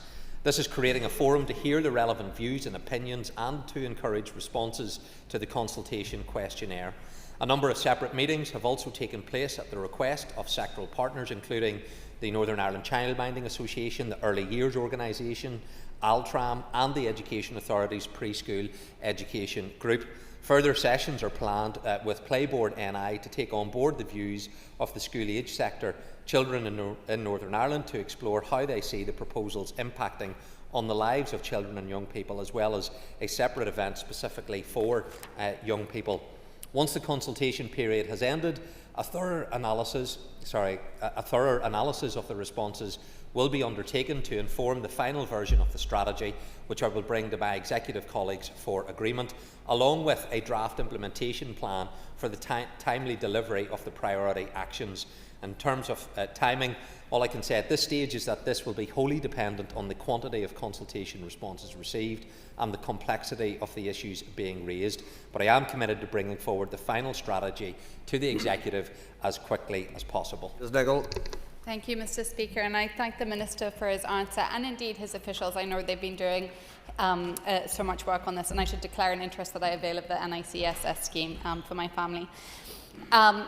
Every day I hear from parents who are either having to reduce their hours at work, leave the workforce altogether, and in some of the saddest cases having to not have children that they really long for. I hear from providers who are struggling with recruitment and retention, and they ask me the same thing, and they ask me to ask the Minister, when will it start to feel easier? They know that there is so much work being done, they know that there is a priority across parties, but they're just not feeling it. In fact, they're feeling the stretch even more. When will it start to feel easier for the people in the childcare crisis? Mr. Speaker, it's exactly why the DUP prioritised this issue at the last election. We made a manifesto commitment because we know the challenges that many people right across Northern Ireland are facing when it comes to the costs of childcare, and that it is a barrier, particularly for women, in terms of being able to enter or re-enter the workforce. So we made a very good start, the childcare subsidy scheme, in terms of the support. We have been standardising a number of early year settings in terms of full-time places, and that has been making an impact. There have been rising costs, but had we not had the 15% subsidy in place, then the pain would have been even more acutely felt. But I want to do more. That's why when you look at the draft budget that was published by the Finance Minister, which is out for consultation, it only has £55 million allocated to this, which is a real terms cut in childcare support. I need to have £80 million ring-fenced to deliver year one of the strategy, which is currently out for consultation. So an opportunity exists for members and the executive, when it looks at the budget, to put the money where our mouth is and provide the support that it is needed, rather than the real terms cut which has been proposed in the draft budget that was published. Cathy Mason. Minister, I had the opportunity to attend a couple of the consultation events, Altram and Playboards, and the feedback just shows the passion that there is there within the sector. Minister, you will know that the average full-day rate of childcare has increased by about 12% since the subsidy scheme was introduced. Can I ask, have you discussed this with providers and parents directly to ensure that any future subsidies, and this is a lot of money that the draft childcare strategy is thinking of putting towards this aspect of it. How are you going to ensure that this isn't eaten up in the same way as it has been previously? Well, Mr. Speaker, there has, as I've indicated, rising costs which are taking place right across our economy, and childcare providers are feeling that no less than any other sector, and they have to be able to pay their staff at an appropriate wage and to attract people to come in to the sector. That is recognised in the draft strategy in terms of how we can support the sector. But whenever we introduce the 15% subsidy, which is attached to the UK Childcare Tax Allowance Scheme, within that financial year, I also increased the cap by a further 10%. Because I recognise the inflationary pressures that were being felt by childcare providers and how that was diluting the value of the subsidy. And so we made an intervention to allow that to be recognised. But I agree with the member, this is a very challenging area. The Executive has made a good start, but it is nowhere near good enough. And rightly those who need this support are demanding more. I'm certainly committed to doing that. That's why the draft consultation document is hugely ambitious, and that needs to be met with support from executive colleagues when it comes to the resources that will be required to do that. Thank you, Minister, for your answers. Look, Minister, the strategy promises affordability, but why does the strategy not have any mechanism to include or manage or regulate fee increases, and how can parents have actual confidence that it won't simply result in large amounts of public money being used to subsidise rising prices? Mr. Speaker, I know the member has engaged with me over the past in terms of this scheme. It's something that she has been supportive of, and rightly raises the point around how we can have accountability from childcare providers. That the fear is that this subsidy isn't being passed on to the parents. I think we have documentary evidence that would show that there has been a benefit, but there is a significant disparity in different costs that are charged by providers. The alternative is to go down a very heavily regulated system. Something that the Republic of Ireland have had that has created its own challenges with providers opting out of the regulated process because it just wasn't financially viable for them to continue to operate. And so there are pros and cons in all of this, but I do believe that with the subsidy that is provided, there needs to be clear visibility on how that benefit is being passed on to the parents and those that are availing of that support. That is something that I believe we do need to address further, but I would caution against going down the very heavy regulated capping process that has existed in other jurisdictions, because there has been unintended consequences as a result of that approach. David Brooks. Mr. Speaker, last month I returned to executive colleagues with an updated paper seeking agreement to legislate to establish a managing authority for controlled schools. I did so following the clear mandate that I received from my department's public consultation on proposals to improve management arrangements for the controlled sector. The 744 responses included over half of all controlled school leaders, governors, teachers, support staff, parents and education bodies. 91% of respondents agreed that support for controlled schools must improve, and 84% backed the creation of a new dedicated organisation. This substantiates the findings of the independent review of education that management arrangements are suboptimal, in particular for controlled schools. The evidence also points clearly to the need for improved support. A 10% difference in GCSE outcomes between controlled and Catholic maintained non-grammar schools. 62% of schools entering the formal intervention process is from the controlled sector, compared to 26% from the Catholic maintained sector, and only one controlled school within the 13 post-primary schools identified by the Independent Review of Education as overperforming relative to the proportion of free school meal entitlement. So, Mr. Speaker, the public support for a dedicated management authority is unequivocal. Indeed, the consultation response from the Council for Catholic Maintained Schools, CCMS, articulated this with striking clarity, stating that, and I quote, "Establishing a dedicated organisation with an ethos, skill set and statutory authority comparable to CCMS will enable controlled schools to access the high-quality, bespoke and compassionate support that is proven so effective elsewhere, ultimately improving outcomes for children and young people across Northern Ireland. Such an organisation cannot be established without legislation. This is becoming time critical, and with executive agreement, I'll bring forward the necessary bill at pace. Mr Brooks. Thank you. I thank the Minister for his answer and for the work he's doing to bring equality for our controlled schools. The testimony of the Catholic maintained sector there, very interesting to hear. I feel, though, that the work has probably brought from some members of this chamber, Minister, an effort to try and find reasons not to support that equality for our controlled schools. So can I ask him what evidence he has that bringing a dedicated managing authority would bring to educational results in those schools? Well, Mr Speaker, can I thank the member for the question, and time will tell if those in this chamber and elsewhere are going to face down the stark reality of the evidence and be motivated by other issues which would be of grave concern to me as to what the underlying opposition may well be based upon. But I've outlined the basis upon which there is clear evidence to back up the need for a controlled sector managing authority. There were the findings of the Independent Review of Education, alongside evidence from controlled schools that pointed to long-standing systemic challenges in delivery of effective and equitable support for controlled schools.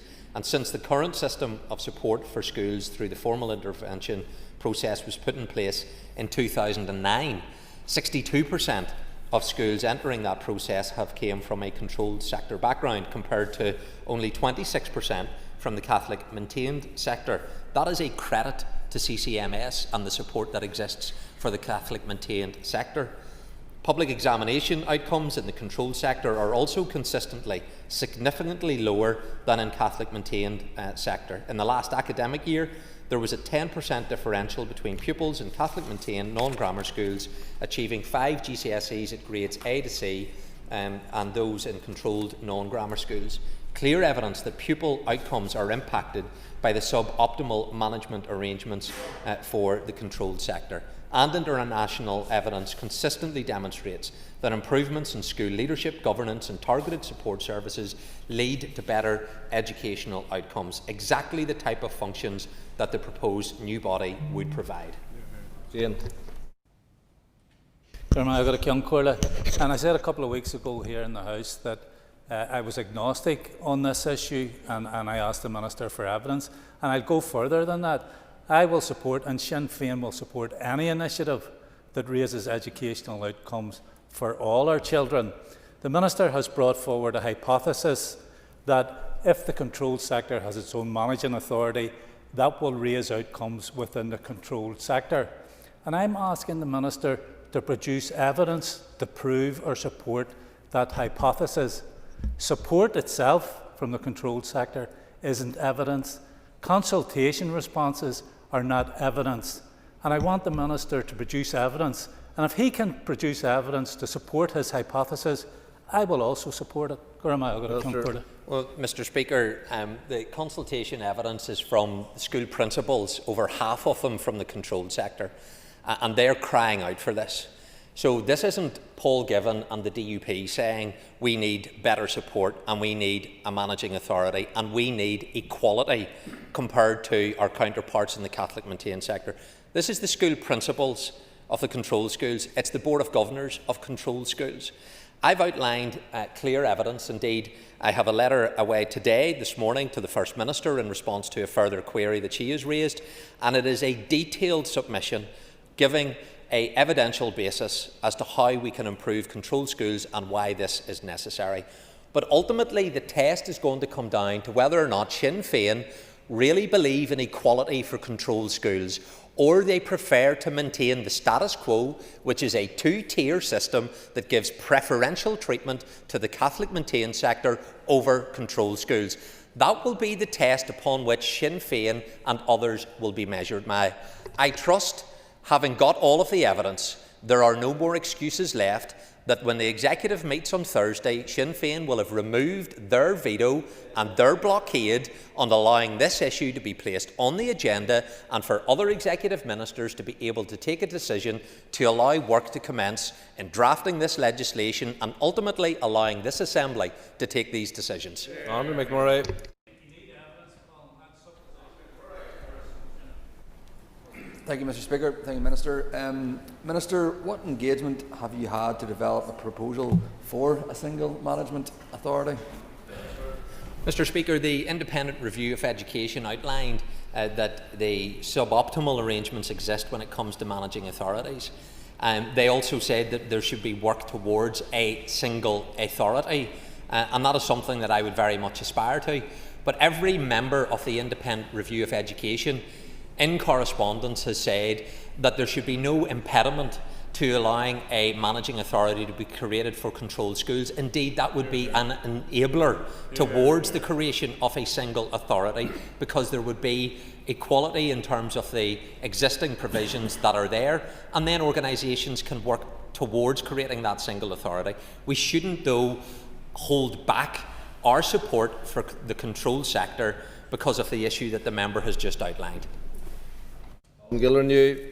Sliver of 4, question 4, please.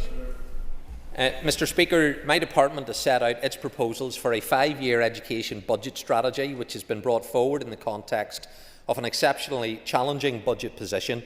Consultation on the strategy closes on the 3rd of April. The strategy identifies a number of key areas where reforms could reduce costs over the next 5 years. These include reforming home-to-school transport, modernising school meals delivery, reshaping the SEND support model in mainstream schools, restructuring the school's estate, including reducing the number of schools, and introducing a new model of financial management for schools. At this stage, these reforms are consultation proposals only, pending final confirmation of the budget position.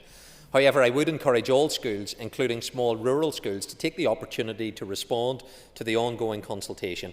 I should point out that consultation, equality and rural needs impact assessments will continue to apply to any forthcoming proposals for change to the pattern of educational delivery in rural areas. Mr. Gildernew. Minister, would the Minister agree with me that there are certain schools in small schools in rural areas that, due to unique geography or unique circumstances in terms of the community they're in, have a strategic importance beyond any other impact? And can the Minister commit that schools in that situation could be protected? Well, Mr. Speaker, I understand and share the sentiment that the member has just articulated in terms of the importance of rural schools to the community. It's one that I can certainly point to in my constituency, and I have benefited by visiting many of these rural schools. What I would encourage members, and there are some communities, and it's often referred to, I think, as twinning, where you have a very small controlled school and a very small Catholic maintained school, neither of which are viable on their own. But if they pool together and even entered into a managing arrangement, they don't need to become officially integrated in that respect, but they could share joint governance and managing arrangements, which would help create greater financial efficiency. That legally is possible, but has not been taken forward before, and I think there are some examples across Northern Ireland where that could be encouraged in order to ensure the preservation of some of these smaller schools within rural communities. Morris Bradley. Thank the Minister for his answers. And my question, Minister, is along the lines of Mr. Gildernew. Rural schools play a very vital role within the community. Will the Education Minister make allowances or concessions available for the small rural schools to make sure that they maintain themselves? Well, Mr. Speaker, at present the Sustainable School Policy recognises the needs of rural communities, and this is reflected in the lower enrolment threshold for rural primary schools and an accessibility criterion which provides guidance on home to school, travel times and a strong links with the community criterion which recognises the central place a school has for many communities. So that is something which is already recognised in terms of the policies and approaches that are taking towards the provision of rural schools, and I have no doubt that there will continue to be that recognition. But, Mr. Speaker, we are also dealing with hugely financial challenging times for this executive, for education at large, and there is a need for that proactive managing authority responsibility that exists for area-based planning to be occurring. That requires proper processes, engagement, taking communities with you, but all of that needs to be addressed. It is part of the key areas of within that 5-year sustainability strategy when it comes to having an area-based planning type commission to be able to look at these things independently of the department. Can I ask the Minister if he accepts that adding proposals for transformation of special educational needs support within a budget-saving consultation has undermined the case with families that these are entirely child-centred interventions? Well, Mr. Speaker, everything that should take place when it comes to transformation should be on the basis of what is in the best needs and interests of the child. That has to be the driver, not financial considerations. It has to be what is in the best interests of the child. And I've been very much struck by the number of principals and the professionals who believe there is a much better way to provide the support for some of our most vulnerable. And I would say to members, listen to those principals and professionals when it comes to how best the needs of young people and children can be met within our schools. I'm certainly listening to them.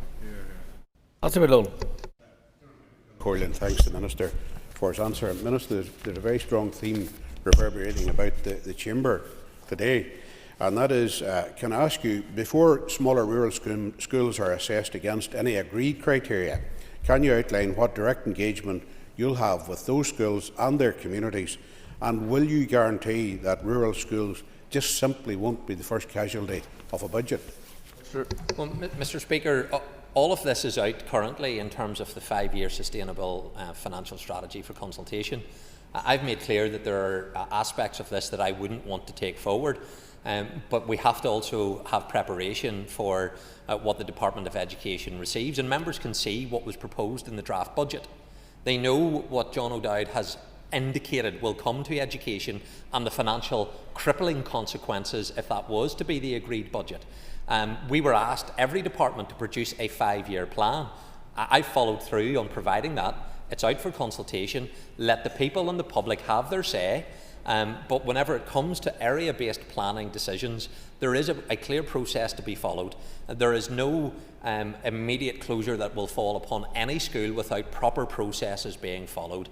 And that is something which would be hugely important, including, as I indicated in the original answer, area-based planning, what the rural impact assessment would be, and the various criteria that would be applied to that.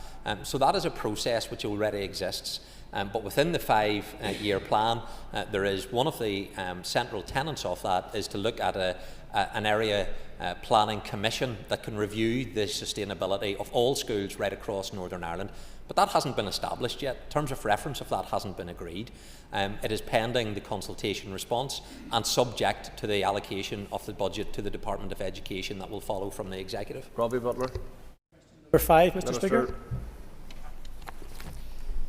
Mr. Speaker, my department has no plans to extend financial support for student teachers at local higher education institutions beyond the provision of the pilot initial teacher education bursary scheme, which will commence in September of this year.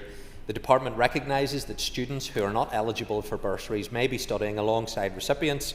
However, the purpose of this scheme is to target specific post-primary subject areas where recruitment pressures are most acute.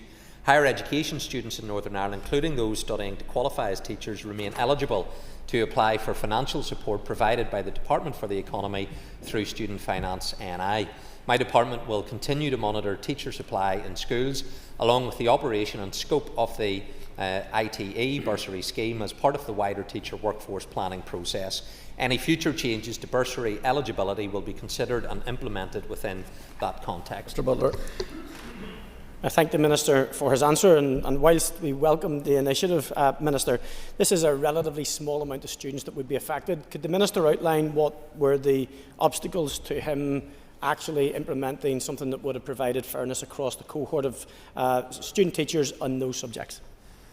Well, Mr. Speaker, we would always like to do more whenever it comes to providing financial support to people, but there was a clear need identified by principals who I met with that they weren't able to fill vacancies in key subject areas.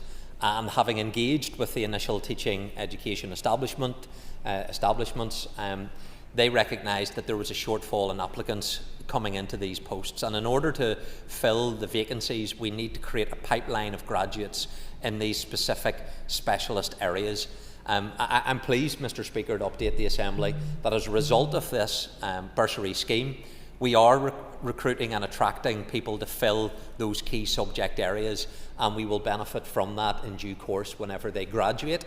And as a result of my intervention, new graduates into the teaching profession now start on over £32,000 a year compared to £23,000, which was only 2 years ago when I first came into post. Keith Buchanan. Next, please. Sure. A new absence code was introduced at the start of the 25-26 academic year to capture the number of half days lost as a result of emotionally based school non-attendance. Based on September to December 2025, unverified management information, 0.09% of total half days absence are due to emotionally based school non-attendance at primary, and 0.5% of total half days absence at post-primary are due to this. This compares to 2.8% in primary and 4.1% in post-primary due to general illness. Officials continue to monitor the usage of the code and will provide advice to schools as required. When this absence code is used, schools are advised to engage with the Education Welfare Service immediately to ensure that every avenue is explored to re-engage the child with education as early as possible. That concludes time for questions. The Minister moved to topical questions. Nicole Carhunter. Thank you, Mr. Speaker.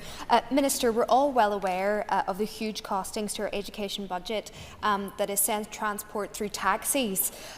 We all share the belief that we must do what we can to ensure our children are safe, and that transport is of course fit for purpose and cost effective. Have you had any discussions, Minister, with community transport on how they can help transform this?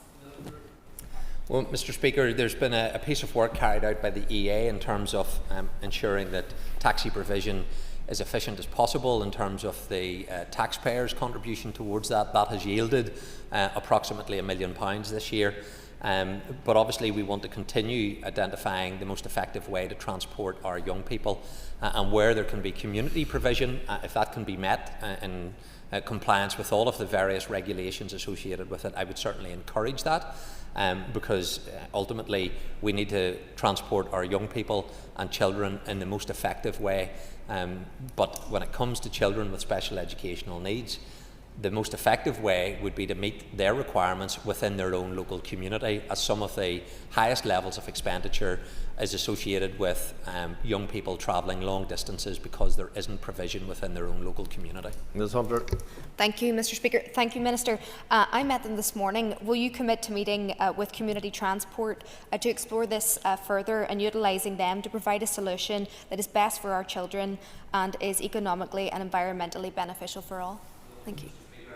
Happy to meet with anyone that can make delivery of public services more efficiently. Within my own constituency, the Lagan Valley Rural Transport provides a hugely important service to our constituents. It's something that I very much encourage and support people to engage on. Operationally, the delivery of transport is a matter for the Education Authority, whilst we provide the overarching policy area on this. Operational decisions on utilisation of various means of transport is ultimately a matter for EA to procure. Conaghan.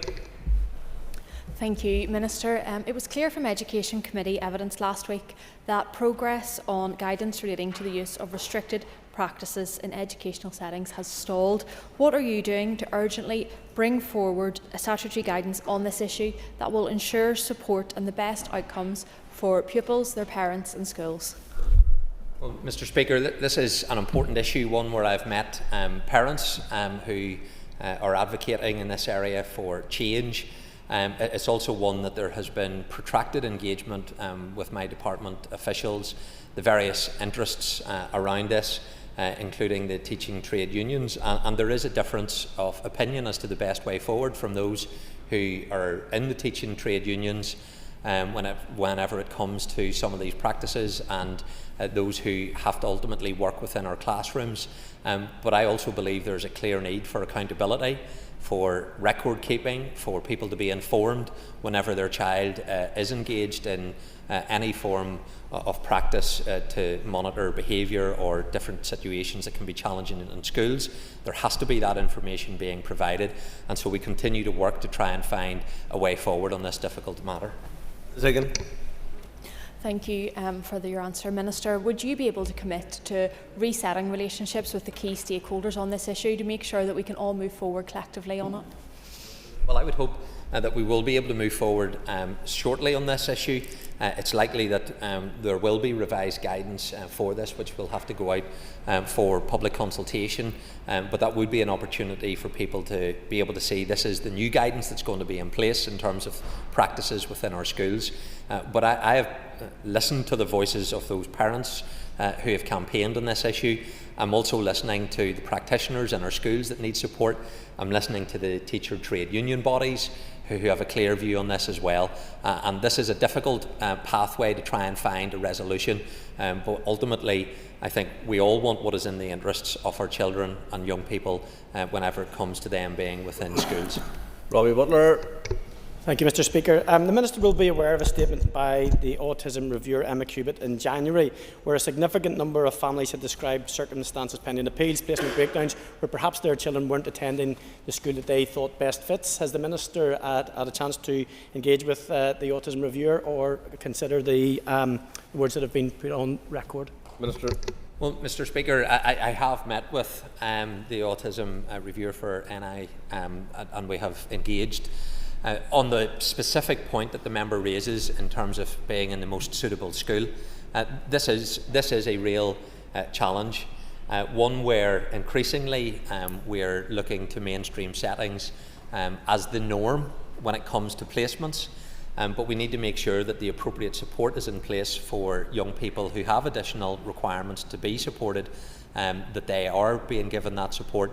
But we also need schools to come forward and engage with the education authority so that we can identify the most suitable locations for our young people to be placed. I thank the Minister for his answer, and it's probably one of the most difficult areas for the Minister to find the right answer. But the Minister did say that the schools with the proper resources are the best place for some of those pupils. Can the Minister give us a guarantee today that the pupils will be going to the schools that are resourced the best for their children, and they're not simply just put in a school which actually doesn't meet their needs? Well, ultimately we want children to be placed in the school which best meets their needs, and I believe that should be within their locality. And undoubtedly there are some schools that are going above and beyond to make provision available, but there is more that all schools can be doing to provide support for children and young people to be located within their own community. But they need to be given assurances and have confidence that they will be supported by the Education Authority in particular when it comes to the resourcing of the needs within school settings. That's something that we engage on regularly in terms of myself and the Education Authority and then EA with the schools, and I would hope that we will see greater engagement with our schools and EA, because the feedback that I have had from many principals who have opened up their school and made themselves more accessible has been a very positive experience. That is not to say it is without its challenges, but we need to move beyond the situation where only 26% of all schools are making themselves available. That means the overwhelming majority are not being utilised in the way that I believe they could be when it comes to getting the best support for our young people. Ms Brownlee is not in her place. I call Philip McGuigan. Minister, I previously raised reduced funding for early years places. Kirkinrola Early Years Playgroup outside Ballymena, my constituency, despite enrolment figures over the last 5 years of 15, 16, 17, 21, 19, received a letter from the EA on Friday not indicating reduced funding places but withdrawing funding for 26, 27 because the local prayer group reduced a one-time gap. And the EA will be contacting parents who nominated the provision to provide them with advice. Can I ask, Minister, does this decision concern you and its impact in a rural constituency? Mr. Speaker, I've been to Kirkinrola. A colleague, Mr. Frew, had me visit the school, and I was very impressed with the provision that is there, and was able to view the early year setting, which is located right beside the school. So I'm happy to look into the particular issue that the member has raised. I wasn't aware of it. Obviously, there will be an operational decision that EA may be taking in this respect, but I'm certainly happy to look into this matter for the member. Mr. O'Geoghegan. Thank you. I thank the Minister. He's right. The preschool beside the school plays a vital role in terms of enrolment continuity, and given the fact that second and third preference allocations aren't actually going to be known until next Wednesday, so the true numbers for 26/7 aren't actually known yet. I was going to ask the Minister that, given the long-standing pattern of good enrolment, would he consider looking into this to ensure that we can ensure sustainability of funding for 26/7 pending true figures? Mr. Speaker, without knowing the specific detail, and the member has articulated them well, there may be opportunity as part of those subsequent preferences that are being expressed whenever it comes to the allocation of places to the early year setting. But I don't know enough to be able to give that assurance to the member, but I will certainly undertake to look into this matter, and I'll correspond with the member. Gareth Wilson. Thank you, Mr. Speaker. Minister, do you believe there will be any lessons for Northern Ireland to learn from the planned SEN reforms in England? Thanks. Mr. Speaker, this obviously has only been announced this morning in terms of the white paper. It was published within the past number of hours, so there hasn't been yet an opportunity to examine its contents in full. But England, like Northern Ireland and most other jurisdictions, is experiencing similar challenges, with rising levels of need, increasing expenditure and limited improvement in outcomes for children. And initial indications are that SEN reforms in England align closely with the direction of travel that's already established here in Northern Ireland in the SEN reform agenda, and also the 5-year delivery plan, which I published last February. Both include a greater emphasis on inclusion and early intervention, tailored support for the individual needs of the child, and specialist support delivered in locality-based terms. The proposals in England reflect several elements of our SEN transformation programme funded by the Public Sector Transformation Board, particularly the focus on earlier intervention and earlier stage investment, and on professional development for the education workforce. Also similar to our SEN reform proposals, there is an emphasis on giving schools more autonomy to support children in different ways, promoting inclusive practice in all classrooms and reducing over-reliance on one-to-one support where this is not the most effective approach. Mr. Wilson. Thank you, Minister. Are you able to outline the plans recently set out by the Education Authority for SEN in Northern Ireland? Mr. Speaker, I know that the Education Authority has developed a model in terms of the increased support that a school could have, that flexibility to give autonomy to those schools. That is something the EA developed. And what I would say to members is all political parties are represented on that. I've noted some of the commentary from Sinn Féin members in this area. They should check with their own colleagues on the EA Authority in terms of their position, which is supportive of the model, because there was no objection at the board, because this is listening to professionals. This is listening to the practitioners. Indeed, I was in Largymore Primary School within my own constituency on Friday, and they're a principal that is very successfully integrated an inclusive model that is providing support to children who don't all have statements of educational need, but the school are able to identify the additional support that is necessary at a whole school level, and that support is yielding the benefits for the educational outcomes for those young people. And there are many examples in Northern Ireland where principals have had to provide this type of support and have found it to be a more effective means of supporting our children and young people. And that ultimately is what has to drive the transformation when it comes to special educational needs. How are we supporting our children and young people? And I would encourage members to engage in this process, not with a closed mind, but to testing the evidence, and I believe they'll come to the same conclusion that I have, that transformation is needed. Cathy Mason.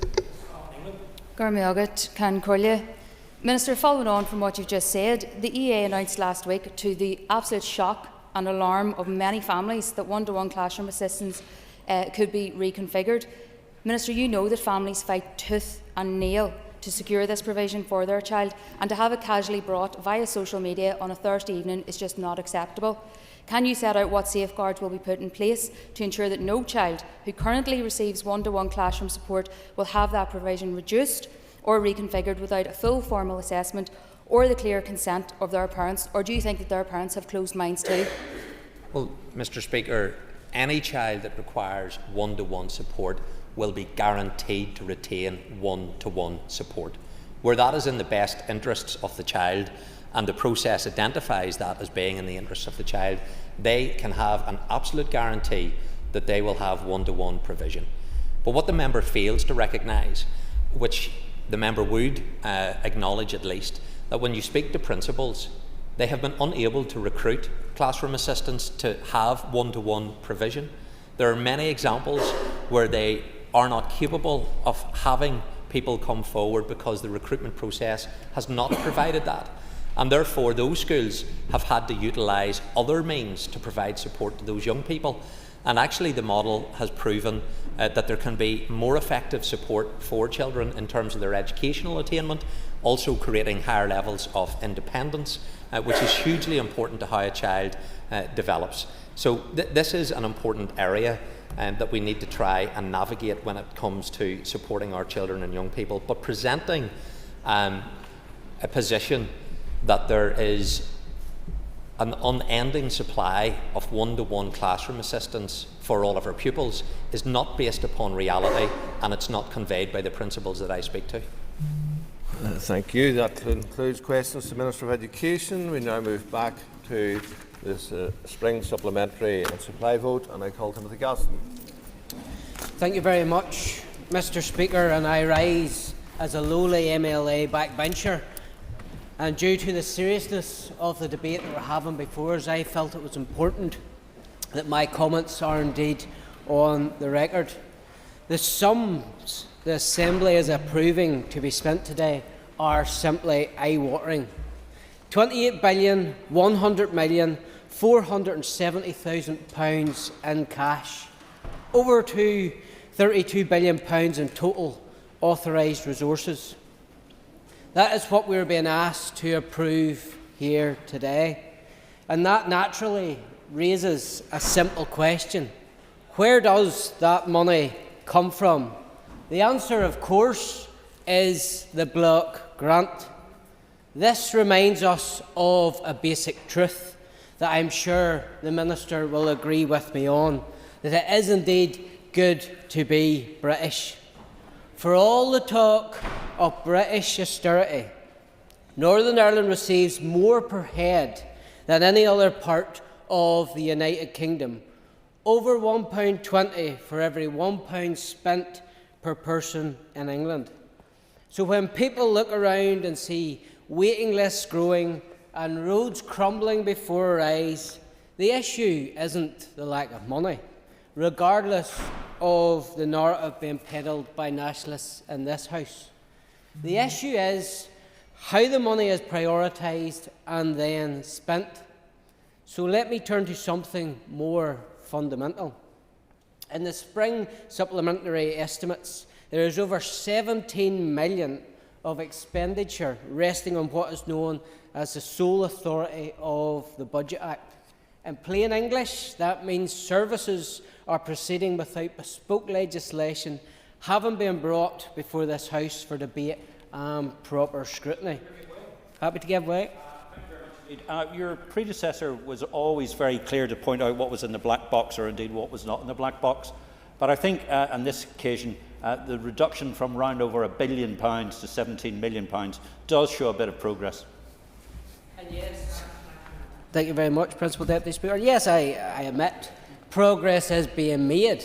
but fundamentally you're going against your own guidance. And the Department's own guidance on this is absolutely clear. It states that the Assembly usually authorises spending by approving specific legislation setting out how a policy should operate. It goes on to further state that reliance on the authority of the Budget Act should be used only in limited circumstances and normally for expenditure of no more than 1.5 million. I raised this last year. I raise it again today. But yet today we are being asked to approve more than 17 million under that mechanism. Over 15 million of that sits within one department in this House, the Executive Office. That is not an incidental technical adjustment. That is a pattern of governing first and legislating later. MLAs in this Assembly should be concerned about that. Of that Executive Office expenditure, nearly 4 million relates to immigration and asylum schemes, including 1.2 million for the full dispersal asylum seekers scheme. Many members, including myself, will support some of those. I certainly support the assistance for those who have served alongside our forces in Afghanistan. But the question is about accountability. This is only the only opportunity this House has to scrutinise that expenditure. And yet it proceeds without bespoke legislation and without detailed policy scrutiny. That is not how serious governments should operate. When it comes to millions for a migration system I and many others believe has failed, that is something that should concern us. I do want to highlight the figure of 6.77 million going to the Ending Violence Against Women and Girls scheme. Violence against women and girls is an issue of profound seriousness, and if this money was being well spent, it would be going to a worthy cause. However, from my work in the Executive Office Committee, I am increasingly concerned that these millions are not being put to the best possible use. The money has been pumped out to councils, and we have examples of councils coming back to the department and saying they do not know what to do with it. And then we have the nature of the groups which are receiving the money. I recently asked the Executive Office to clarify if all successful groups were limited to actual women and girls. Bizarrely, they said they didn't collect this information.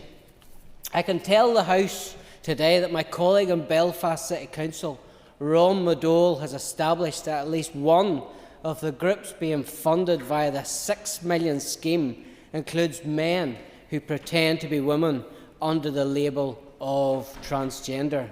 That is an insult to every taxpayer in Northern Ireland who believes in single-sex spaces.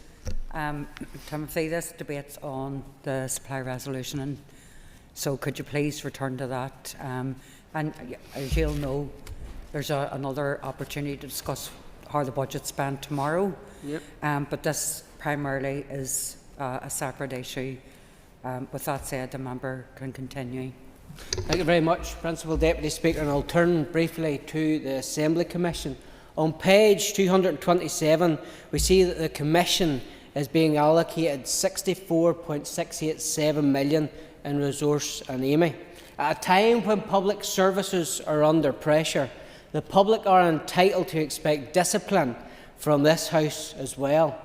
If we speak about restraint elsewhere, we must also apply the same standards to ourselves. There are further issues of governance that this Minister should address. The vote on accounts normally provides around 45% of the previous year's requirements to allow services to continue until main estimates are passed. Yet I note that the utility regulator appears to be receiving 100% of its cash requirement at this stage. If there is a sound reason for doing so, I trust the Minister will let us know in his summings up. Similarly, these estimates and the budget bill appear to be running very close to the end of the financial year, and indeed there has been a delay for a week. Understanding orders, it requires time for legislation to progress to final stage.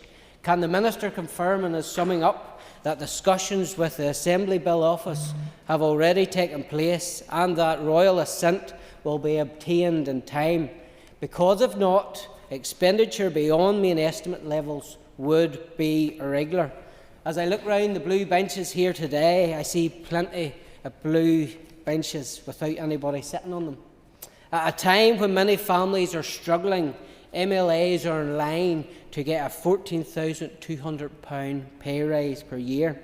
At a time when sewage infrastructure is at capacity, meaning new builds can't be built, we have a minister handing back £134 million of capital that should be spent in our infrastructure. How many potholes would that indeed repair? I think that's major questions for the Minister of Infrastructure. Is that you done, Timothy? Okay, thank you. It was a bit of an abrupt ending. Okay, so our next speaker is the Minister for Finance to conclude and wind up on the motion. And Minister, I want to advise you of up to 55 minutes. Thank you. Thank you. And last Concordia, you've said out this. You've caught me on the words, you were very quick. So thank you, Previous Concordia, to all members, chairs and deputy chairs who have contributed today. I have listened with interest to the debate, which has covered many aspects relating to public expenditure and perhaps a few topics not as closely related to the subject being considered, though I may be chastised for that myself before the end of the debate. I will endeavour to address as many of the comments as possible from colleagues. These debates are useful because they do allow. Obviously, it's an important issue on the chair of the leader of the opposition pointed out that it is an important debate on the subject matter is of grave importance as well, as is a number of other commentators also said. Just in responding to a number of points raised by the leader of the opposition, in terms of the amount of monies that I think he referred to, 2.1 billion. Quite a substantial amount of that refers to funding in relation to student loans, which there has been a change. I think the chair of the DFE committee referred to this in his opening comments as well. So there's quite a significant amount of that money refers to the issue in relation to student loans. So DFE has adopted a new student loan repayment model similar to that used in England, Scotland and Wales. The old model overestimated how much borrowers would repay, meaning that the loan book was valued too high. The new model shows that government will recover less from the student loans than previously thought, so the loan book has to be written down and a more budget covered is needed. Of the remaining amount, 400 million relates to the reserve claim, while the rest of the funding related to a number of other movements such as born consequentials, funding carried over. The Leader of the Opposition then went on to challenge us, or challenge me, in terms of, well, where is this money being spent? I've outlined some of the areas, but in terms of where is this money being spent, putting into context student loans, etc., it's being spent on frontline public services. It's being spent on making real change in our society. And I'll just give you a few examples of those. The key priority for me has been, since the restoration of the executive, is an additional £1.4 million for public services here, which myself and my predecessor managed to secure. And there is still ongoing engagement, and that engagement will intensify in the coming weeks between the Executive and the Treasury in regard to how this place is funded as we move towards, I hope, the settlement around a 3-year budget. And it is unfortunate that when I hear commentators, particularly the Leader of the Opposition,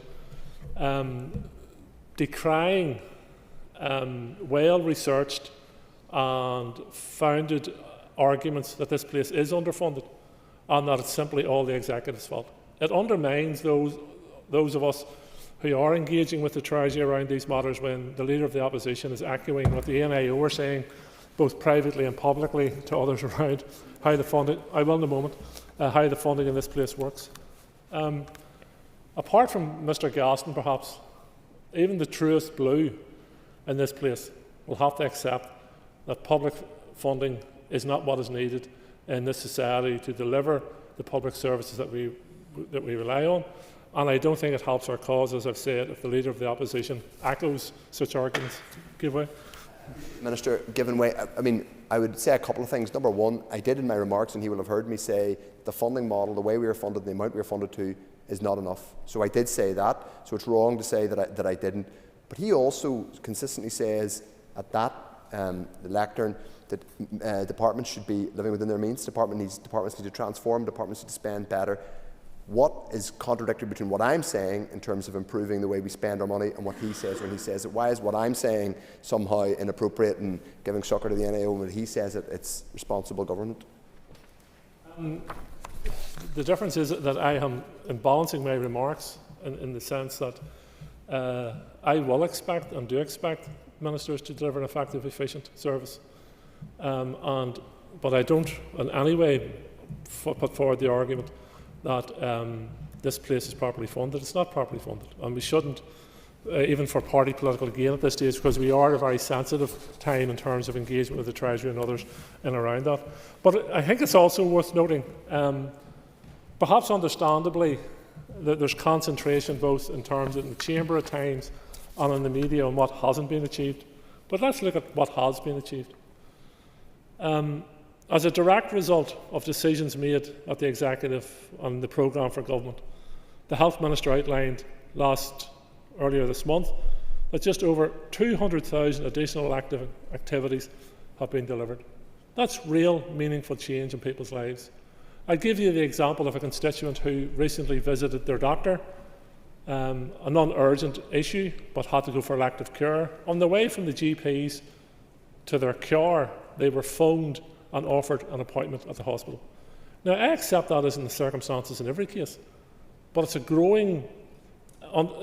a growing change in our health service which has to be acknowledged. And those health workers and the senior people in the health service have to be acknowledged for that, and we have to recognise the change that's taking place. Since September 2024, almost 19,000 families have benefited from their childcare subsidy scheme, generating £19 million in savings for those families, raising an estimated £40 million when combined with tax-free childcare. There's been much discussion in relation to the Department of Infrastructure, and again the Leader of the Opposition touched on this, wanting to know where this £133 million went. In fairness to the Leader of the Opposition, I suspect he knows exactly where it went, but all's fair in love and war and politics. So it is. The £133 million, the vast majority of that is a direct result of the legal case taken against the A5 and the delays that have been resulted from that. A significant proportion of that money has went back to the Department for the Infrastructure in regards to other schemes that the Department's running, and we've seen only recently around a £9 million investment in tackling the huge challenge of the current state of our roads as a result of decades of underinvestment, but also the second highest rainfall in 150 years in January, and the cold weather that we had intervening that as well. So that money has went back into public services as well. But here's another important figure that I will. Sorry, go ahead. Go on. Thanks, Minister. But of that 130 million minus 9 million, why did the Department of Infrastructure not bid for that extra funding for all the other problems that they have? It seems to be quite strange that looking at we're just looking at the accounting process because I don't have the big book in front of me. Looking at the accounting processes, Minister, it looks as if that money has gone straight back to you into the centre, but doesn't seem to be, apart from 9 million, seems to be the only thing that's been spent. So just to clarify that point further, the money that has been returned to the centre is a direct result that the funding was earmarked by the Executive. So the A5 earmarked, A4, A6 and a couple of other projects which were all earmarked funding, so had to be returned to the sector. I can assure you the Department for Infrastructure bid for a significant amount of that money to be returned. But in the most recent rounds of financial allocations, we provided over £76 million for vital investment towards water services, transport, road network, including funding for fixing our roads. So the Department of Infrastructure has benefited hugely from that. And the remainder of that funding has been used for other capital projects, which I'll go through in some detail now. But I want to touch in terms of the Department for Infrastructure and unlocking wastewater capacity. Members should be aware that the Department for Infrastructure and ANA Water have unlocked 5,300 properties as a result of the direct allocations this executive has made since the return in February.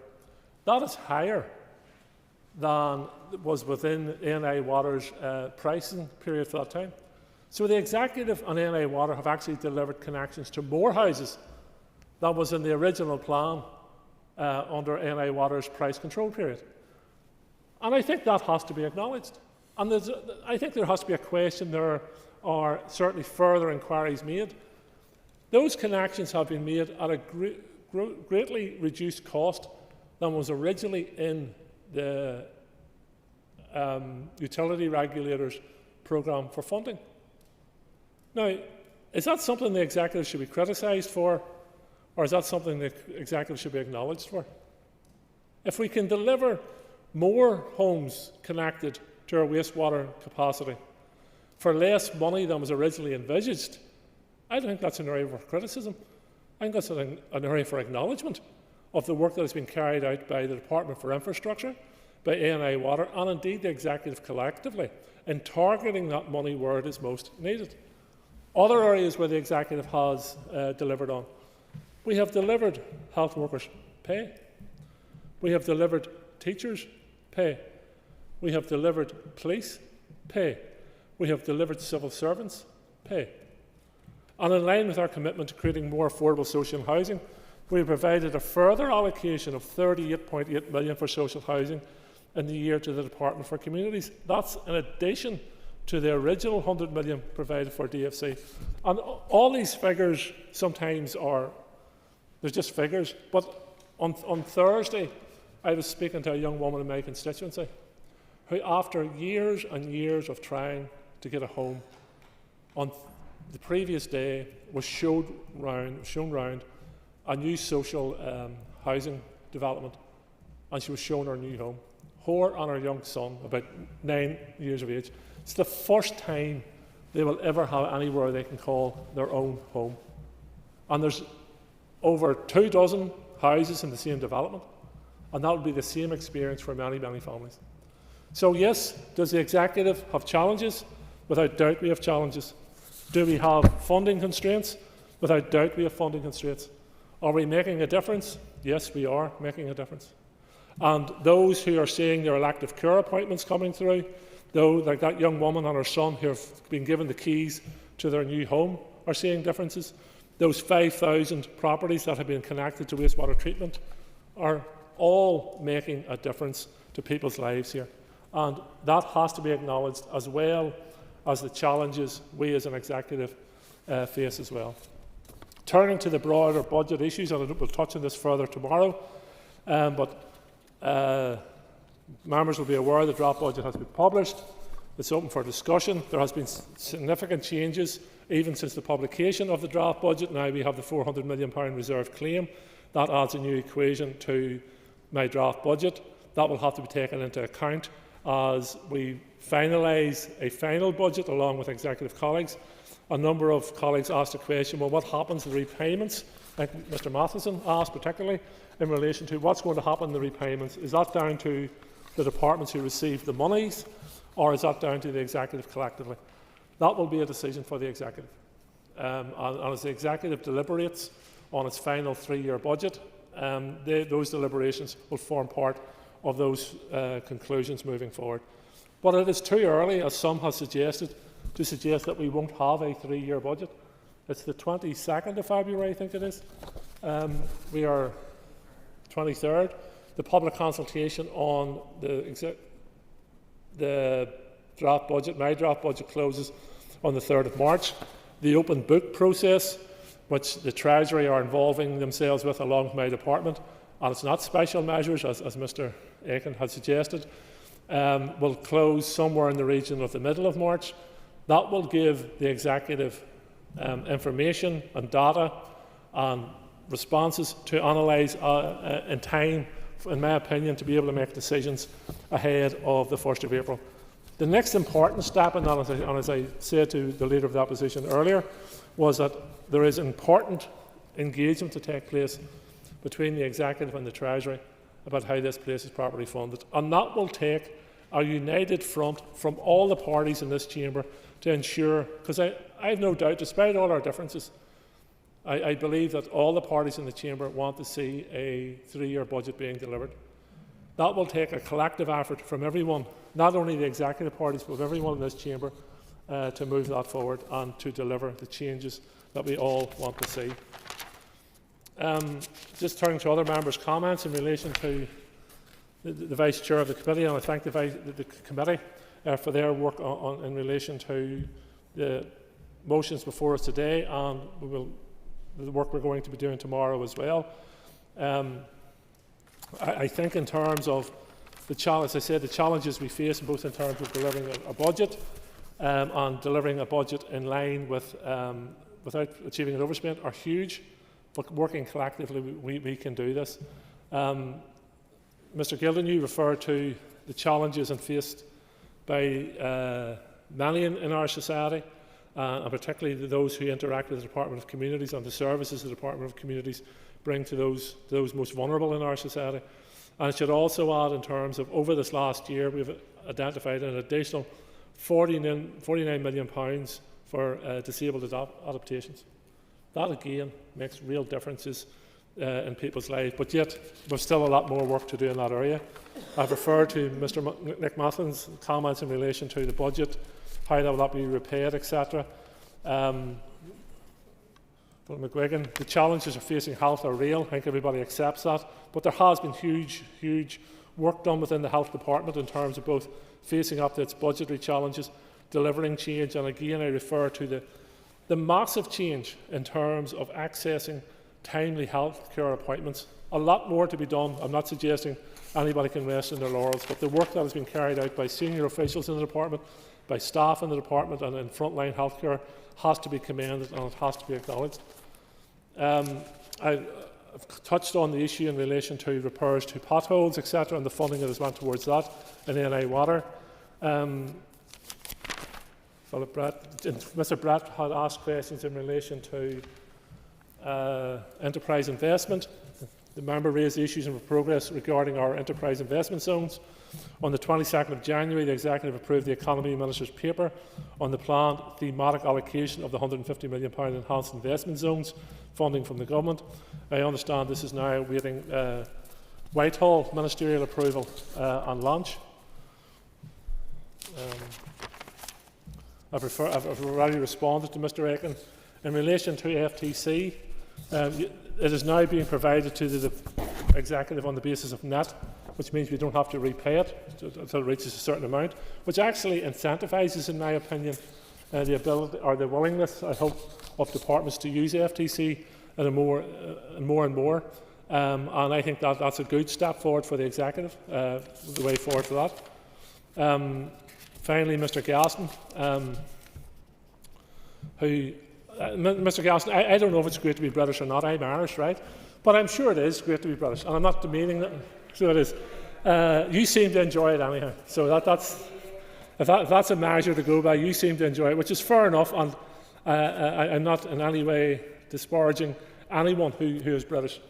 I have no difficulty with anybody declaring their nationality in that way. But the BAFTAs were last night, so you didn't win an award for acting, in a sense. So you always have to bring these issues down to culture wars, and I'm not getting into a culture war with you.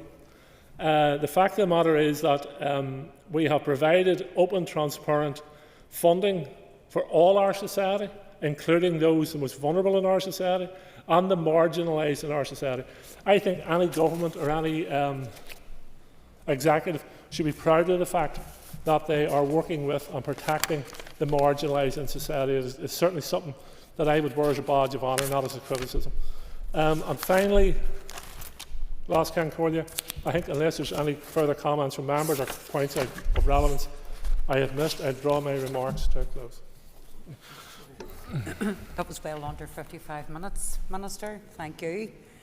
So the question is that the motion on the supply resolution for the Northern Ireland Spring Supplementary Estimates 2025 to 2026, as detailed on the order paper, be agreed. All those in favour say aye. Contrary of any noes? The ayes have it. The ayes have it. Minister, we'll now move on to the second motion, the supply resolution for Northern Ireland estimates, vote on account 2026 to 2027, which, as we said previously, has already been debated. I'll ask the clerk to read the motion. Thank you. That the motion relating to the supply resolution for the Northern Ireland estimates, vote on account 2026 to 2027, as detailed on the order paper, be agreed. Thank you. I call on the Finance Minister for Finance to move the motion. Moved. Thank you. So the question is that the motion on the supply resolution for Northern Ireland estimates, vote on account for 2026 to 2027, as detailed on the order paper, be agreed. All those in favour say aye. Contrary if any noes? The ayes have it. The ayes have it. Minister, the next item of business is the introduction of the budget bill. I call on the Minister of Finance to move the first stage. Moved. Thank you, Minister. So, Clerk, could you please read the long title? A bill to authorise the use for the public service of certain resources for the years ending 31st March 2026 and 2027, including for the year ending 31st March 2026 income, to authorise the issue out of the consolidated fund of certain sums for the service of those years, to authorise the use of those sums for specified purposes, and to authorise the Department of Finance to borrow on the credit of those sums. Thank you. So that constitutes the bill's first stage, Minister. Copies of the bill are now available for members outside both entrances to this chamber and indeed from the Bill's office. I can also inform members that the Speaker has received a letter from the Committee for Finance advising that the committee is satisfied that the consultation with it on the public expenditure proposals contained in the bill has been appropriate as required under Standing Order 42(2), and that the bill can therefore proceed under accelerated passage procedure. Okay. Item 6 on the order paper is the adjournment. The question is that the Assembly do now adjourn. The Assembly is adjourned.